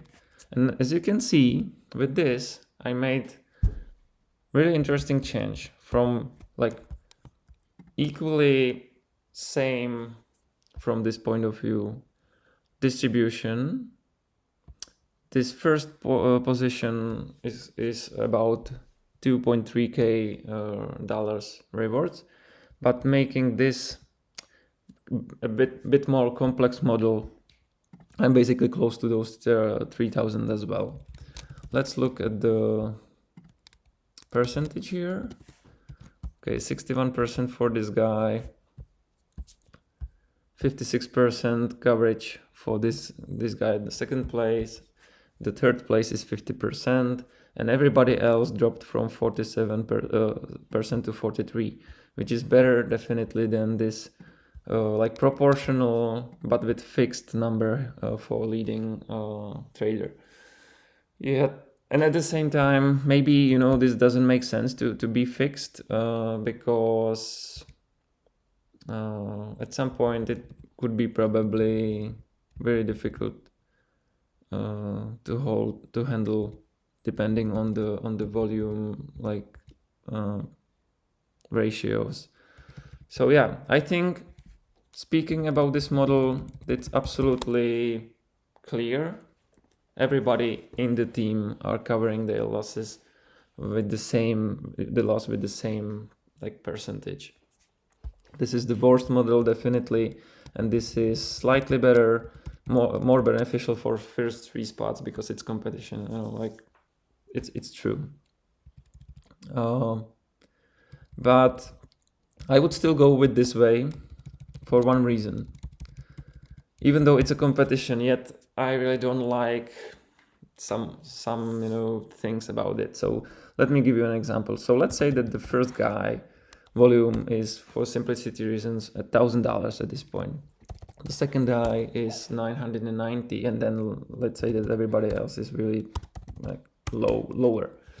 So yeah, it's a competition, and because there is this extra price for first position, that actually makes a pressure on few members of the group. So even though the group is, let's say, 160 members, yet this rule is making a lot of pressure on only a few individuals, because this guy is trying to chase that first position while this guy is trying to defend it.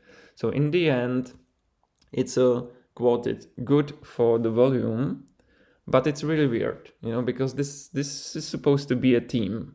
So all people here are fine, they just are comfortable, while these people are under really big pressure, bleeding, basically having big losses just because they are trying to fight for this pole position. So in the end of at the end of the competition, it might be something like this. That guy basically doubled the volume while this guy wasn't able to chase him, while these people raised only to something like this. So that rule actually made some extra volume, but if you ask these people how happy they are, so I don't think they would be really happy. But yeah, that's competition, right? You just do. But like I said, from team's perspective, these guys look equally important to me. It really doesn't matter if this guy is just $20 or 20k, $200k below this guy. They basically traded the same volume, and it's equally important for the team and for Nash as well. Therefore, like, proportional distribution makes more sense to me, because in the end, these guys would receive almost the same reward, while these guys would receive significantly less. And that's the only fair, I think. Maybe just slightly better is to do something like that. And it doesn't need to be 10%. It could be, for example, 5% and 95, making it slightly better from 2.3 thousand to 2.6, while not lowering the money for everybody else that much, because that's what's important. See, when you fix that top one position to 3,000, then it's really hurting everybody else, from 858 to 687. So it's really like big drop off. So like I said, this might be better to do. One more thing, it's the eligibility, and that I will discuss in the coming in the moment. There's one more model I'd like to show you. This distribution model is something I like the most so far, and I haven't been able to come up with something that is better yet. So before I show you, let me tell you the story, or let me show you why exactly I think we need one more iteration or one more model. So like I said, this proportional is really working nicely, and it's doing this 47% like returning loss for every single member in that squad. And that's basically it. Those people in that squad have the same story. Every single person here can say the same, like, hey, my loss was X, and I've got 47% back. So from this point of view, it's really fair, and there's nothing like really dumb about this. But there's one thing, because it's actually not that same. So let's say that there's this premise that 1,000 volume will cost you $1, and then let's say that my loss is $10, meaning that $4.7 will be returned to me, while this guy has lost $1,000, so $470 will be returned to him or her. So both can say that 47% of their loss is going to be returned. But the story is not full. This guy will end up with loss $5.3, while this guy will end up with loss $530. So from this point of view, it's really like this guy can actually say, you know what, I was really fine with those $10 loss. So to me, these $4, it really doesn't mean nothing. So maybe, distributing them to somebody else that will need it more than me would be a very great idea, because, having $5 loss in a month is nothing. While this guy having this loss is actually not that great, so the bigger your loss is, or, equally said, the bigger your volume is, the bigger the loss, as well as the reason to try to cover it. Because these people here are basically your best people in a squad. So let's think about this guy like it's the best shooter, and you basically want to provide him more bullets, to be even better for you, for the squad itself. So the distribution, like equal distribution in this way, that every single person is receiving the same percentage of loss, is not that great. So ideally we would like to see something like bigger percentage here and slowly, falling down, in a way that you will end up with distribution model where everybody can say that to them these rewards received are equally meaningful.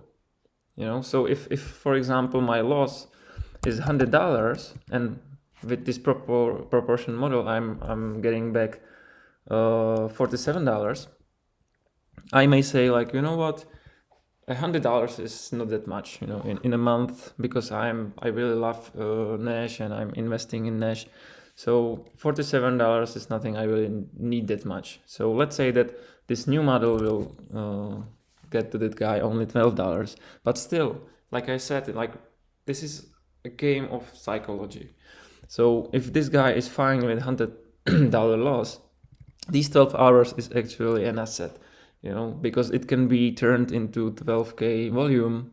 So let's say that this guy would even be motivated to trade more to get to loss 112. So this 12 is basically invested into that, and so he will end up with the same loss, those same $100 as before. So how to do such thing that we are basically taking this into account and trying to convert it into something else. And the answer is making a square of these numbers. So just an example, if there is a guy with $1, $10, and $100 volume, if you look at this basically means that this guy is contributing to the overall volume. If you sum these up, this guy is contributing in a way that is basically making 100 or something like that, 100 of that volume. If you square it up, it will end up like this. It's 110,000. So this guy is now contributing like by really tiny proportion of that volume. So that's basically the premise for this calculation. But squaring it up by 2 is basically something that's not working well. So I already prepared a number, floating number 1.3, and I will uncover these values now. So when you square it up by 1.3, you will end up with these values. If you sum it up and compute that powered proportional distribution, it's going to be like this. Okay, so now you see that instead of receiving 2.3K for this first guy, he will receive or she will receive 3.3K. So it's basically making it better for guys with higher volumes, making it less profitable for guys with lower volumes. So let's compute these values. So it's R. Now you see it in action. So what's going on? Okay, so the first guy is going to be, his loss is going to be covered by 70% almost, while this guy is going to be covered by 50, and these guys are going to be covered just by 1/3 of it. Okay, so there is difference, you see the difference here. It was 47% for everybody, and now at this 37th position, it's just 22%. So if you go to the last position, it's just 13%. So instead of $9, this person is receiving 2.7. But I say, or at least to me, this looks like the most fair among all other distribution models I've been able to think of, because this 20K might mean $20 loss. So, I don't see a point, to send that guy $9, because those $9 would be much better to basically provide. Some of it would be basically better to provide and convert it into bullets, and those bullets give to those powerful users in your squad.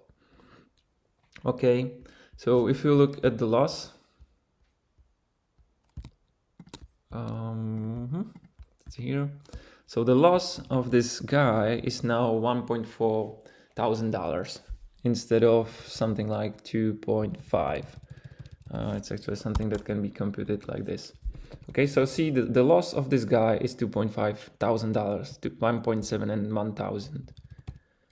So if you think about it, it's a month long competition, and there I see it from your feedback that there are people really fine with loss. Some loss, they are fine with it.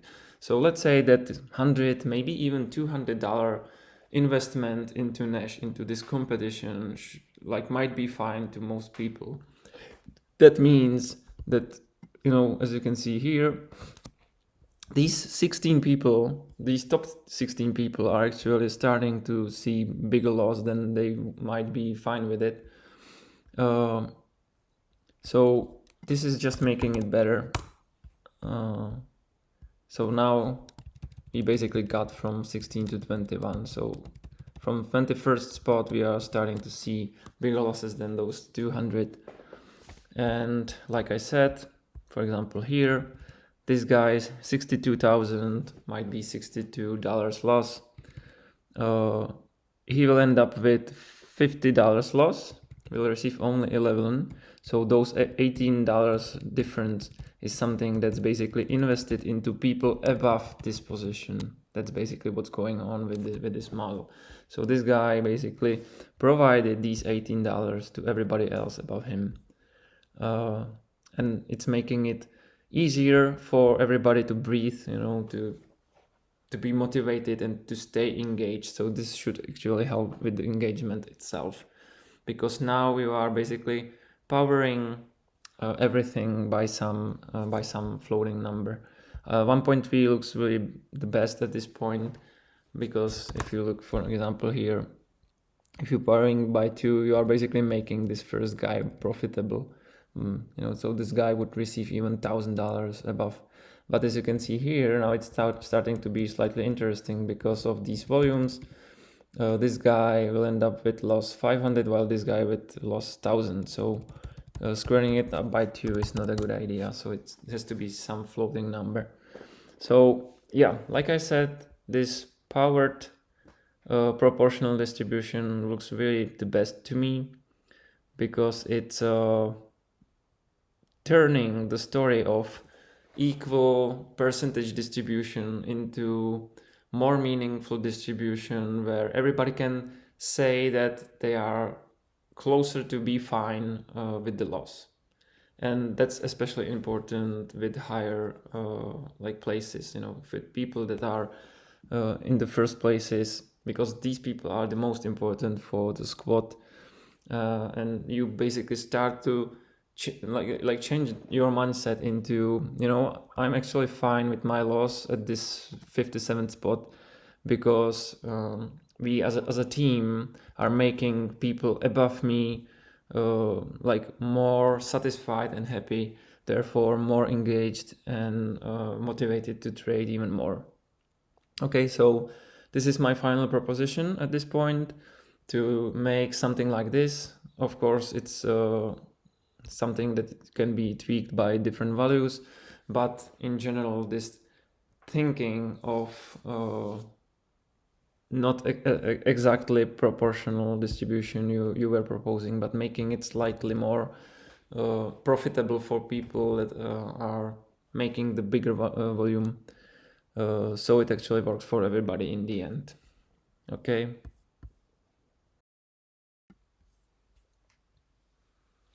Perfect. So now the topic is levels/price pools. So that's another important thing. So you've heard the distributional model I like, and I think it's addressing most of the issues, just like you heard the squats, no capping, no captain rights, let anybody join anytime, and basically change the distribution model as well as change the eligibility to make it dynamic. One more thing to basically make it all work together is to talk about levels and price pools. Even though there are people in that feedback saying that they like these tiers, they like the idea of these tiers, there are also people who don't like it. So let me start with this. So this is basically from the blog post. This is something we've been faced for the first time when Nash announced this. So nobody knew about these levels. Some people noticed that there are more levels. Some people didn't notice. So let me show you this. I already showed you some chart, showing what I think about a number of levels, as well as how the price is connected to the volume expected for that level. Now let's talk about the levels itself, and for that we need one chart. So let me basically make it here. So there is a y-axis and x. Now, let's say that here there is this volume, you know, so 50 million. Let me make it 50 million. Let's say probably not good.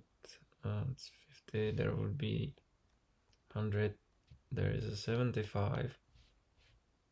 And these three values are basically about the first three levels. So let's make the last one we know, and that's 225.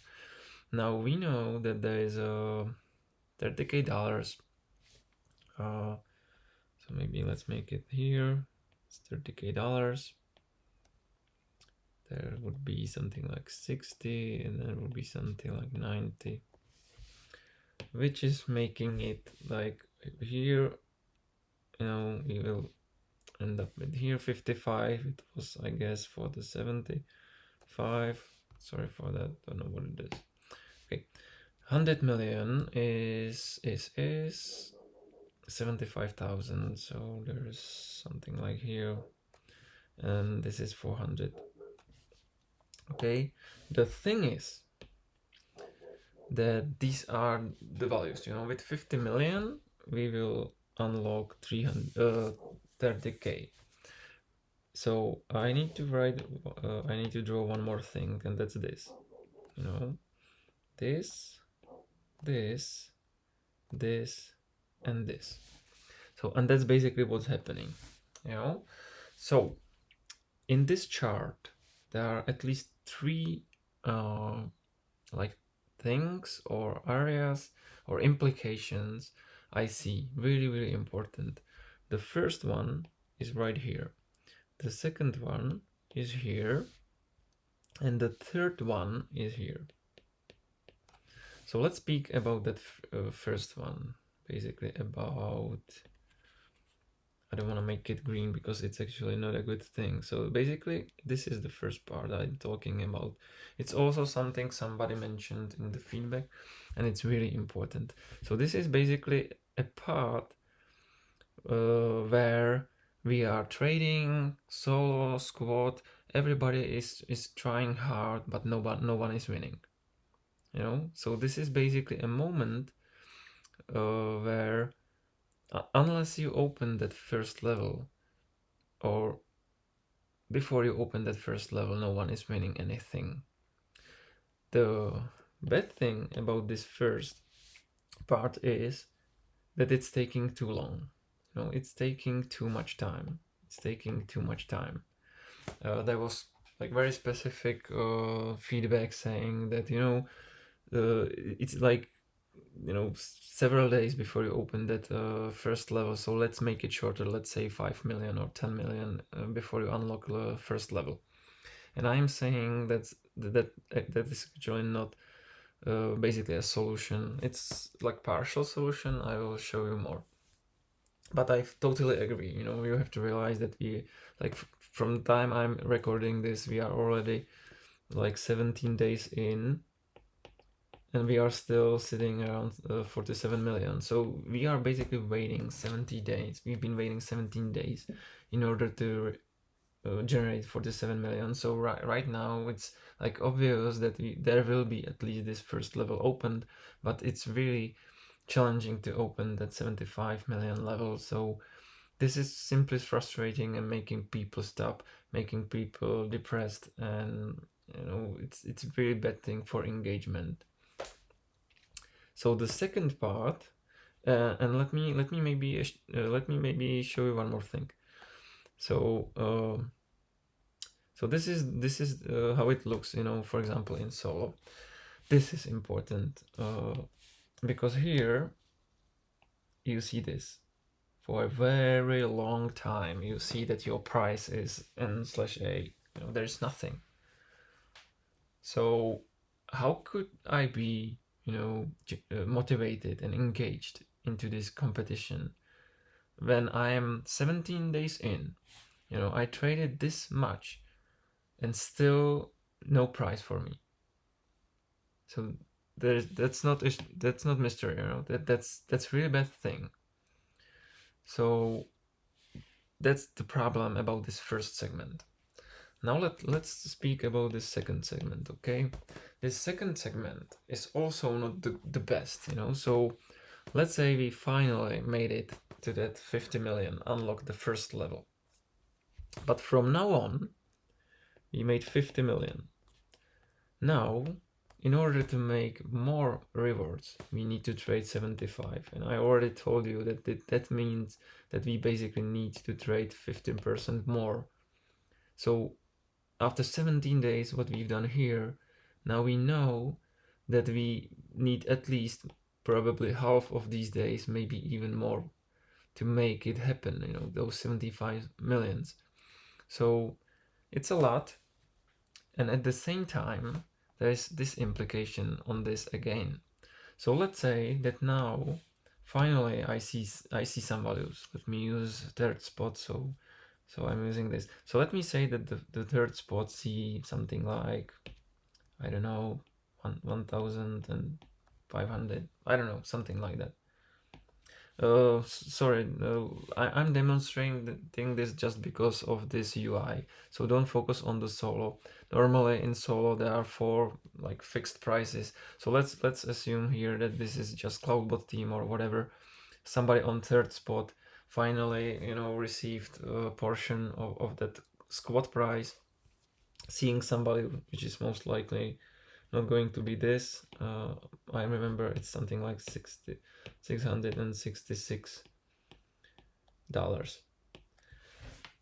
Okay, cool. So now I see this value. But the problem is that we trade and trade and trade from these 50 million to 75, and I'm still seeing just the same fixed value. Fortunately, it's at least some value, but still, you know, I'm not motivated enough to, because I don't see this number grow. I see nothing, you know. So in this second segment, what I don't like about it is finally I see some numbers, but those are fixed and will be fixed for a long time. So there's basically no difference. The difference between the first and second segment is actually we've got from nothing to at least something, but otherwise we are just looking at some fixed value, which is either $0 or 666. What I don't like about this third segment is like a reasoning to continue trading. This third segment is no different from the second one, nor would be from this fourth one and the fifth one, etc. The problem here is the third segment here is the actual like it's valuable or meaningful only in this actual situation with our current volume. Yeah. So let's say that we finally somehow manage to unlock even level 2. So let's say that we broke that 75 million, but there will be something like 3 days left. 3 days to the end of the competition. Okay, so let's say that all traders who were bleeding for 27 days or 28 days finally unlocked level 2. And what's going on now? In 3 days, what volume could be generated in 3 days? Let's say that we have something like 2 million a day, so it would be like 6, maybe to 10 million. Okay, so in 3 days we can generate 6 to 9 million. Definitely not enough to unlock this 100 million. So we are here and we know that we might generate 6 to 9, something like that. So we would end up the whole competition here. The problem is that there is no other unlocked level. Therefore, there is no price. There is nothing. No reason for us to trade once we open the level 2 and there are only 3 days left, or even 4 or 5 days. It really doesn't matter how many. The problem here is the chance, what the chance and probability is that we will open another level if we, you know, are close and closer and closer to the end of that competition. Meaning that normally I would definitely expect from all traders to definitely stop. Otherwise, they unless they really want to support Nash. And that's the problem with this concept. These steps, it's basically like staircase. You know, you are just making that profit once you hit that point. Once you hit that point, otherwise it's just flat. You know, it's constant. You have the same thing. So there are at least 3 different like things we can learn from this. And as a solution for that, it's very simple. It's very simple, and it's the last missing piece to the whole mosaic, and that's basically making it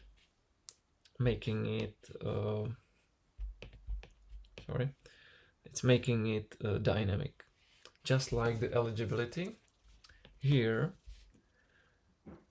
I'm saying let's make it like this. This is our new levels, or basically I'm getting rid of levels and I'm doing new proposition for this price pool / volume, because right now I'm saying whatever volume we generate, there is some price pool, whatever volume we generate. Let me talk about the implication or changes. What does it mean? First of all, I wouldn't start this,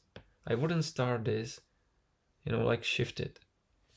So there is this, again, there is this nothing, you know, we are just trading and trading and trading, hoping that we will reach at least that mark, because there is no sense. There is no sense. Let me talk about this here.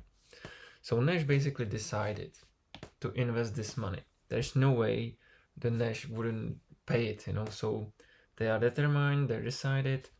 So level 1, $30,000 for everybody for 50 million volume, meaning that if there are 25 million,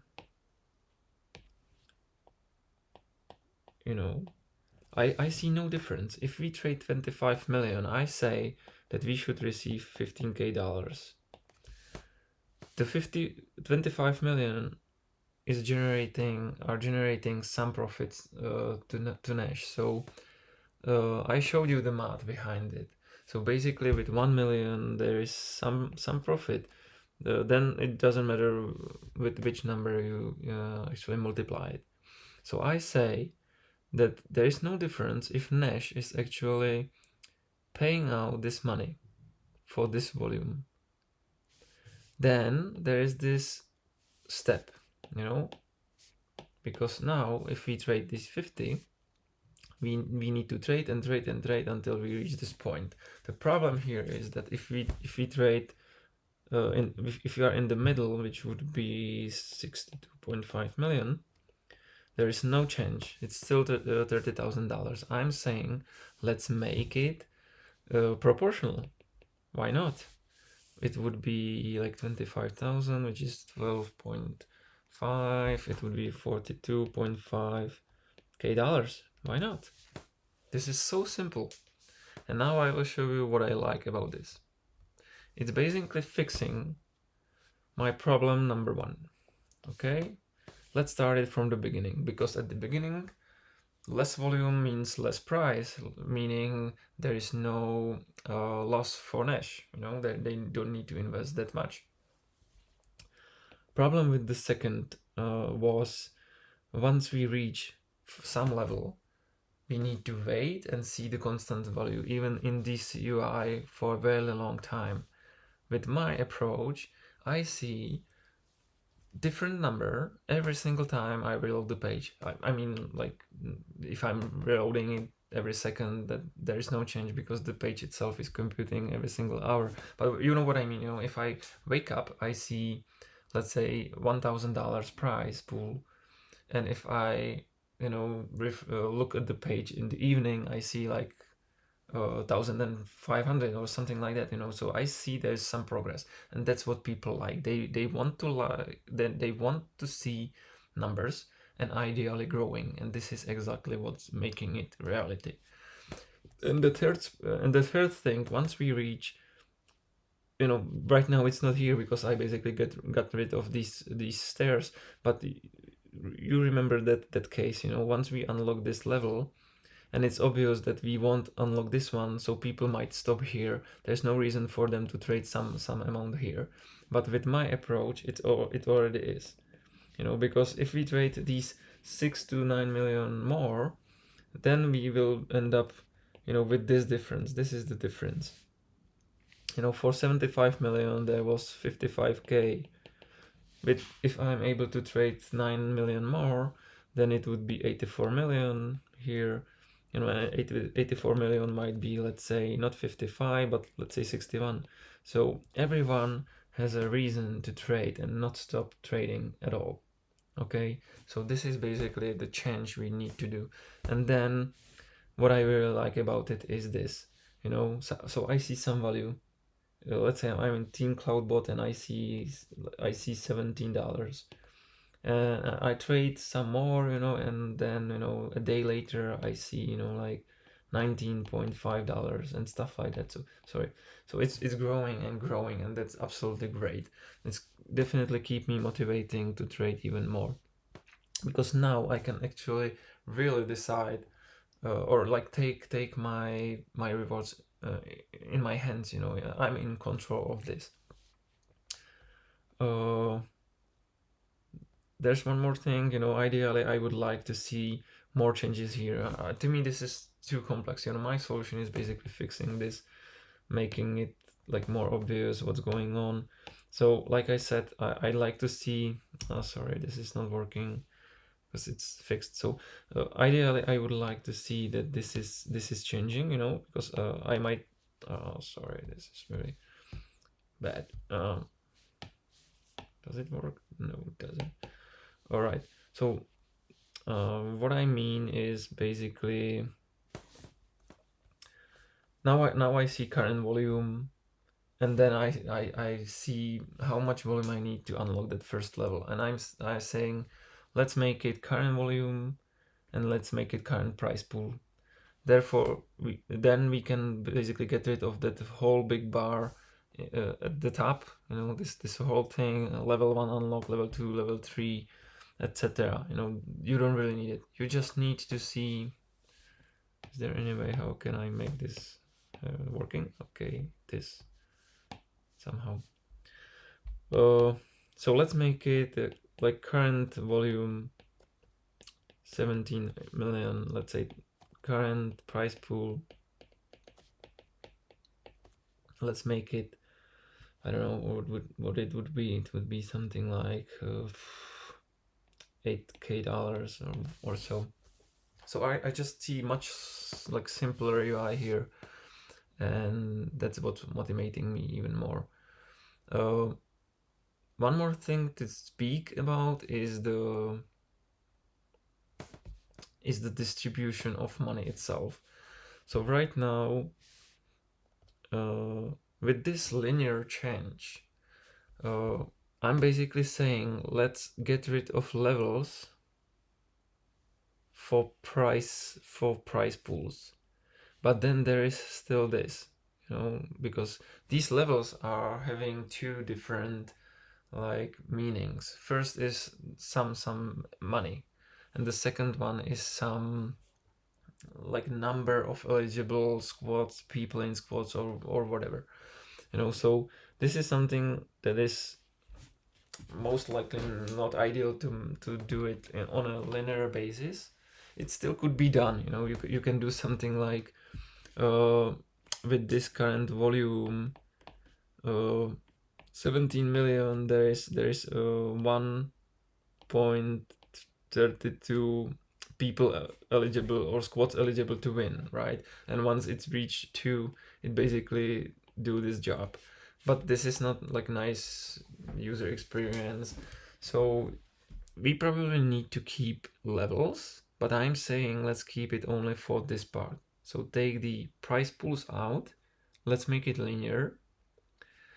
But these, you know, how many squads are winning and stuff like that, that's something I like to, you know, still manage somehow better.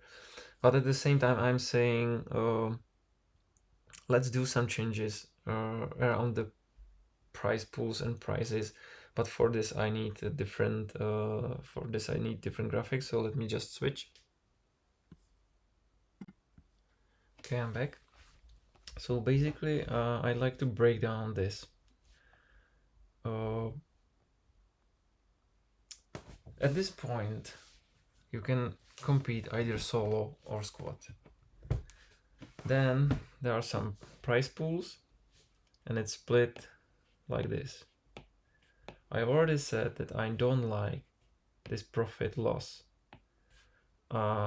Also, the specials doesn't make sense to me, so that's basically giving me some extra money to invest into the most important thing, and that's basically mass, you know, because here there are the most like the biggest amount of traders. Some are here, so it really makes sense to do some enhancements with this extra money I saved. So basically my proposal is to split the money equally, 50-50, and you are competing both solo and both squad, meaning that there will be like solo big leaderboard with every single trader, where I can win 50% of prize pool, distributed power proportionally. Okay. Or not or, but at the same time, if I want, I can, or maybe not. I can be in a squad. So squad, and let's say the winning one will receive 50% of prize pool. Sorry. Of prize pool, and even in that squad it will be distributed power proportionally, meaning that every single person here is winning something, because every person is solo. If I want some squad, even team clown bot, because there is bigger chance, I can join it anytime. It comes with price, because I need to trade some amount of volume, and it's dynamic, so it's growing. And because this whole system is now dynamic, and the price pool is growing every single time we trade some volume, it's even more engaging, therefore retaining me, therefore I'm trading even more. I actually can win all 100, or actually I'm eligible to win awards from all 100%, you know. It's like only split on this like virtual level, that half of that prize is in solo category, half of that prize is in the squad category for the winning one or several winning teams. And yes, if I basically was in this squad that win, I will get some proportion, but as a solo I will get some proportion too. It's most likely that here the proportion will be bigger, while here it's going to be lower, but yet my overall resulting prize and reward is basically a composition of squad and solo, if I'm in a squad and the winning one. So that's basically it. I think this was too complex. The profit loss, like I said, there is like opportunity we are losing, and it's just making it, you know, totally like blind for everybody. I don't want to put 200 and give $250 to some random or fake like account that are actually not contributing to Nash or won't contribute to Nash in the future. So therefore I'd like to spare these $6K and put it basically to this bank. There's one more thing. I would still do this 50-50. I'm just not saying what the initial price is, because there's one more topic the last one, and that's basically weekly rewards. So I'm saying there is some 30k minus something for weekly rewards, and whatever is the result here, it's some X, and I'm saying let's split it 50-50 to solo and squad. Meaning that now I don't need this. I don't have 4 solo winners or 5, 6, 7 because I have proportional, and the volume is making the prize pool bigger and bigger and bigger, and therefore with proportional distribution, those who are good and deserve it, those will win. And like I said, I like to split from the levels the prize pool that's dynamic, and the only topic that left, something that could be solved offline with Nash, or it could be done on this backend level, so in the UI you will just see that there is a one winning squad, and at some point it will switch to 2, because under the hood there is this, like you are basically trading from here to here, meaning that there is a 1 and here's 2. So, and as you are trading at this point, it's 1.25, and the number is just growing. It's floating number. You just don't need to see it. It's just rounded for you on that UI, and once you hit that spot, it's becoming 2, and then the same is happening here. At some point it will become 3. So from the UI perspective, this could be solved easily, maybe with some notification, whatever, an email could be sent or whatever, somebody can go to Telegram from Nash and say, oh, from now on we have two squads winning, and then we just need to think about distribution of this 50% from this money to the squads. It could be the same as in the blog post, somehow here. So they basically decided to split it by some percentage. The percentage could be applied even here the same, so it doesn't matter. So as a summary, let's make it linear. Let's take, let's not do anymore the profit loss. Let's not do anymore only 4 solo winners winning. Let's make it all proportional, both solo, squad. You are competing in both. It's not independent anymore. Everyone is in solo, so it would be like a list of 842 people in this season 1 case, where obviously those top 5 would take a lot, but at the same time many people responded they are fine receiving less, or not less, they are fine receiving low profit or low rewards. It would be fine to cover some loss, and that's basically going to happen anyway. So if I trade 20k, and let's say from this powered version I will receive, I don't know, $2.1, and from this squad, let's say I was in Cloudbot, which made me another like $6.3, I will end up with $8 for this 20k, which is fine. And it's dynamic, it's growing as the team's volume is growing, it's growing as the overall volume is growing. So I'm motivated, engaged, because whenever I refresh the page with some decent intervals, I see these numbers growing. I see it also like decreasing because I'm not trading, therefore I will start trading, etc. So this is what I like about this change the most. Okay, so the last topic before I sum it up is weekly rewards. Something some of you are proposing, and I actually also think it's a good idea for one simple reason, because but actually it has to come with this payment itself. If we have whatever kind of weekly rewards and there is no payment happening from Nash, then it's basically losing its sense, or not losing its sense, but losing a lot of that sense.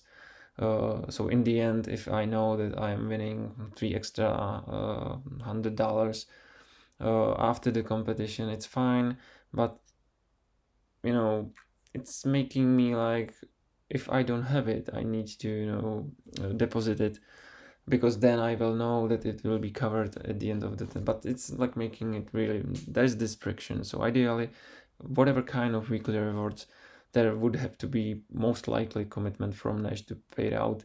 If it's somehow automated, it would be super cool. So let me just talk about this topic. Like I said, I agree with you. I think there is definitely value in this.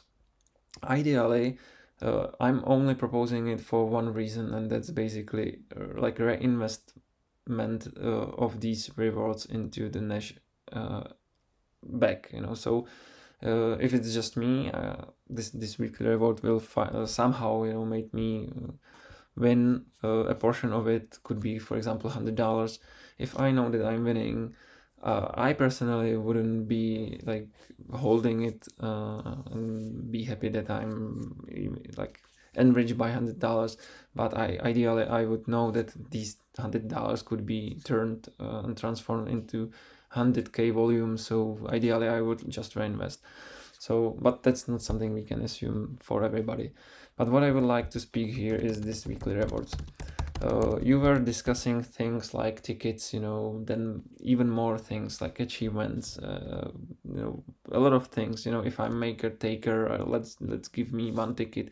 If I'm taker, let's make it 5 tickets and stuff like that. Just because I'm proposing smaller iterations for the coming season 2, I'm not saying that this is not a good idea. Actually, it's something that works.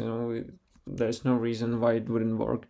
But I just think it's too complex for this iteration. There are other things that could be done like easier, quicker for the season 2. So for example, it could be just pure random, pure random method. At the end of the week, let's take all people who traded during that week. So basically exclude those who stopped during that week, and purely randomly, let's make $1,000 to 10 people, meaning $100 for everybody, for those 10. Okay. Number of people, and this is price pool basically. Okay, so pure random, simple lottery, pure random, could be, why not? Because like I said, in the end, these 10 people ideally could be, reinvesting these $100, and like I said, it could potentially, this is like reward, and this is like potential reinvestment, and it would be basically 1 million in the end, right? Because these $1,000 could be turned into 1 extra million, which is absolutely cool. So that's pure random. Another would be this ticketing. Ticket system. Like I said, again, it could be, for example, $1,000 to 10 people, $100 per people, potential investment. As you can see, it's still the same. It really doesn't matter the system. This is just, this is the only differentiator here, the method itself. The ticket system is maybe more fair. Somebody who is active has a bigger chance winning. When it's purely random, it's basically lower chance. And I'm saying for this season 2, let's call it Lucas' proposal for this season 2, is basically having the very same format. $1,000. Basically, that means it's 4 times during the competition. There could be up to 40 winners. The thing is that somebody can actually win twice, three times. So potentially we may see 4 extra million if they reinvest. And the only thing I'm proposing for now is something that is making it simple. And let me show you. So let me say that let me create, let's say 4, 5. These are places, 5 people who traded. First one traded, let's say, I don't know, $10. Let's make it dollars so it's easy. $10, $5, $4, $3, $2. Okay. these are dollars, volume. And I'm saying for this season 2, and let's making it simple, because to me it's more important that we will basically present this feature itself. The version or model or system behind it is basically something that I don't care that much. I only focusing on this feasibility from feasibility point of view. If engineering developers, I don't want to create pressure on them and basically create some extra work for them. So let's make it simple. So let's say that this guy traded $10 or $10 million. It really doesn't matter. 5, 4, 3, 2. I'm saying let's turn these volumes into number of into tickets. So basically exchanging dollars to tickets. So this guy has 10 tickets, 5 tickets, 4 tickets, 3 tickets, and 2 tickets. Then I'm saying let's make it cumulative in a way that, for example, from the first place, this guy is actually having this range from 0 to 10 tickets. It's coming to this guy, from 11 to 15, it's coming to this guy logically, because he has 5 tickets above these two who are already marked for this guy. Then like from 16th to 20 to 19, sorry, it's for this guy. From 20th to 22, and from 23 to 24 it's to this guy, and that's it. That's basically it. Very simple. Whatever volume we generate during that week, during week X, this is the volume. The volume is turned into tickets. Basically, it could be also dollars, because you are just randomizing from these ranges. So this guy is eligible for, like, his range is 0 to 10 million could be. This guy is basically only add up, or it's just staked up. Every single new value is just staked up above that current situation, and that's basically it. Then there is this function run, sorry, and you can do, for example, what is the sum? It's 224. So if I randomize it by this, okay, so number 13th $100. And number 13 goes to this guy. Number 16 goes to this guy. Number 5 goes to this. 4 goes to this again. And 21 goes to this. So as you can see, just this, but because it's a random function, whatever I do here, it will just change. So remember, it's 13, 16, 5, 4, 21, meaning that this guy will win $100. This guy will win $100. This guy will win $100, and this guy will win $200. So basically it's doing the same thing. You don't need to create like really complex and robust ticket system at this point. Maybe in the future, yes, but now you really don't need it. You really don't need achievements in a way. If you trade it above 5k, let's give you 5 more tickets, because in the end the volume is speaking for you. The volume is basically the result of your trading. If you traded the most, then you should have bigger chance of winning, and that's basically doing its job. Doesn't matter if this has been traded in one day, or across 10 days for $1 a day. So I'm just saying, for the season 2, I want weekly rewards.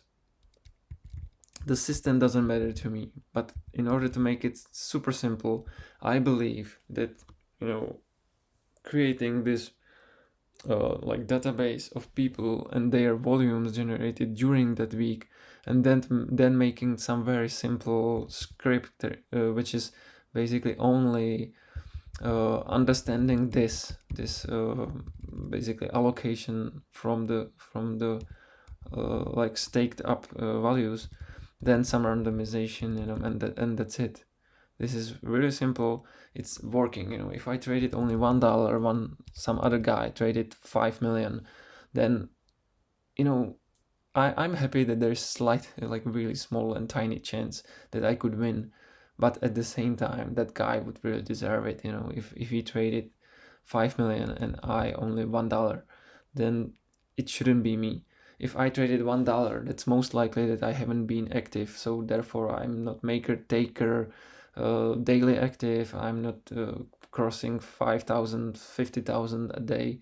So like I said, to me, let's make weekly rewards. I'm offering this very simple model. The only implication of the weekly rewards itself is the price pool. I'm suggesting $1,000 for one weekly reward, for every week, meaning there would be $4,000, and that's important for that part when I was telling you that I would split those $30K 50-50. But the problem is that I now need to, basically take 4K from this. So it's basically divided into this: 4K for weekly, 26 for solo plus squad, and then there's 13K for solo, 13K for squad, and 4K for weekly.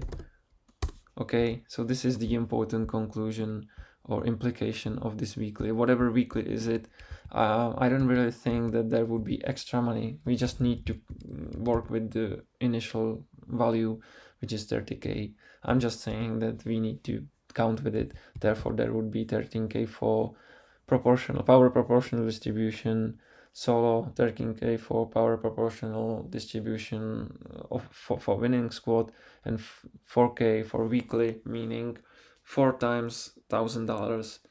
And this is really working nicely, making it fair. Who is trading most? There's a bigger chance. There's actually, and it's actually a really good thing. We ended up with $200 for this and this guy, right?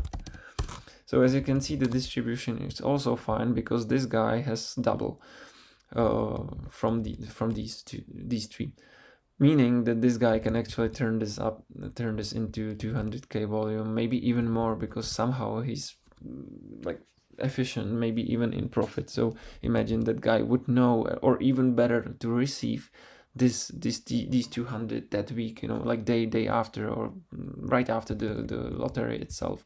So basically my proposal is making a lottery that is randomly picking from these fairly staked up tickets, dollars, whatever. This randomization could be even dollar value because it's just a number. So that's it. That's weekly from me. Meaningful, somehow engaging.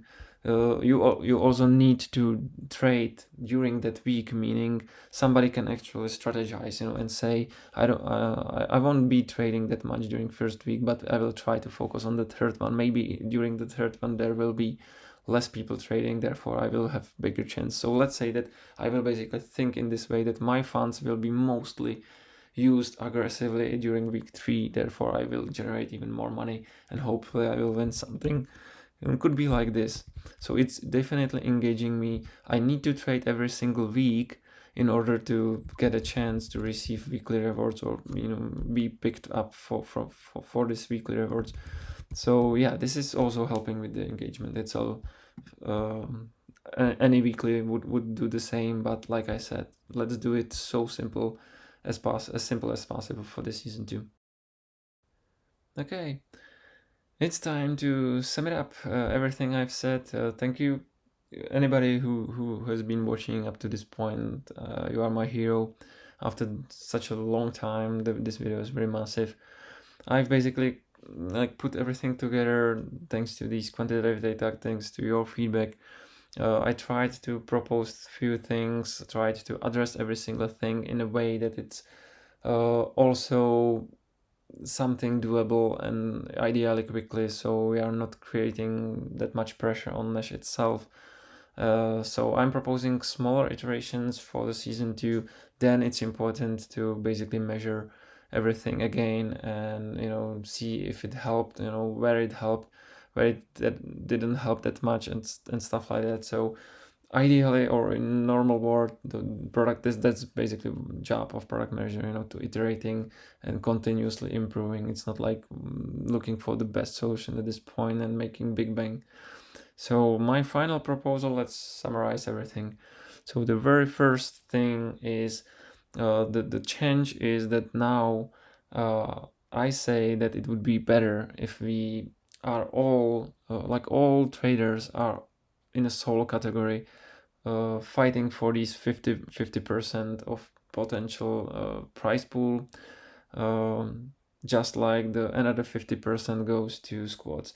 This is making it a bit weird. Like there are some cases that are making it a bit weird, because if I decide to be just a solo, I'm basically losing chance to win some extra money for no reason, because I'm in solo anyway. So this is basically making it weird in a way that people who will forget to join some team, or people who don't understand that joining some team is actually something that could be profitable for them, that they are just losing this potential of winning extra money. But that's the only implication of this change. So the first change is we are all competing in solo. If I join some other team, I'm only making it possibly better for me. The second change is this proportional rewards distribution. I presented you several of them. I personally believe that the most fair from like all point of views is the power proportional version. I said enough in that part. The third change is allowing or letting people to join any team anytime, but at the same time they're presenting this dynamic eligibility rule, so the value is changing every single time. Therefore you might be flipping from being eligible to not being eligible if you are sitting just at the edge. Otherwise it's basically helping with the engagement when you see how much volume you need to generate in order to become eligible, and that in 24 hours it could be again you ended up being not eligible. This should drive the volume even up. The fourth thing I'd like to change is this dynamic linear price pool based on volume. So starting even from the zero, from the first moment, whenever there is first volume computed, there is already some price distributed or computed from that as well. At the same time, I'd like to see it in that in the UI. So I see that we generated $10K, which is like $17 price pool, and knowing that from those $17,000 $17, 50% goes to solo, 50% goes to squad. The winning one is sum that is at that moment at the first place. So in the UI all those guys would see that they are already winning some money, from the overview of squads as well as detail of that squad point of view. So let's make it dynamic as much as possible, and thanks to this linear price pool computation, I know that some people might lose that motivation trying to reach and chase some specific tier, but this is by my opinion the best for mass. Most people are not that much competitive and motivated and challenged by this, that they are chasing some tier. Most people are thinking in this way that if they see some numbers that are frequently changing, that's basically relating to some of your feedback, that you would like to see some statistics charts and dashboards. So there are already people who basically are proving this hypothesis, that it's definitely better to make some numbers visual as soon as possible, and ideally growing, because as the volume is growing, the price pool is growing. Therefore this split, the solo prices are growing, everything is growing, so it should be really, really much more engaging, therefore retaining. And the very last thing I really would like to see, but it's not like mandatory for this season 2, could be for season 3, is this weekly price, but let's make it as easy as possible, or as simple to implement as possible. So my proposition to just use that volume and turn it into this advantage could be fine for this. In meantime, we can definitely try to work on something else, some gamification, some like bigger and more complex things. But like I said, to me, season 2 is a lot about building foundations that prove it works, and most people are happy with that structure and design of that competition, only lacking some features, only lacking some things like dashboards, and that's it, to getting to that point that everybody likes the foundation and the baseline, and then we are just improving by iteration, adding up some new features and things. So yeah, that's it. These fine changes. I hope I was able to explain every single one, why am I proposing it this way, what is the added value, what is the expectation, what is the key metric to follow and monitor, and yeah. Thank you for your time. I'm really enjoying this. If you have any questions, you can definitely write me on Telegram. I will gladly discuss anything with you, or try to explain even more if you don't get it, if you don't get something and would like to hear more. I'm here. I will be gathering data for the rest of the competition. At the end, I will most likely do smaller video, just showing you the final charts and the sheet, and then I will be just looking forward to season 2. I hope this video is at least kicking off some discussions and brainstorming, but at the same time I hope I've been able to identify some things that are really key for this, and things that doesn't make sense to do, things that make sense to focus on, and stuff like that. So thank you for your time. Have a nice day wherever you are. Stay safe, and just Nash it.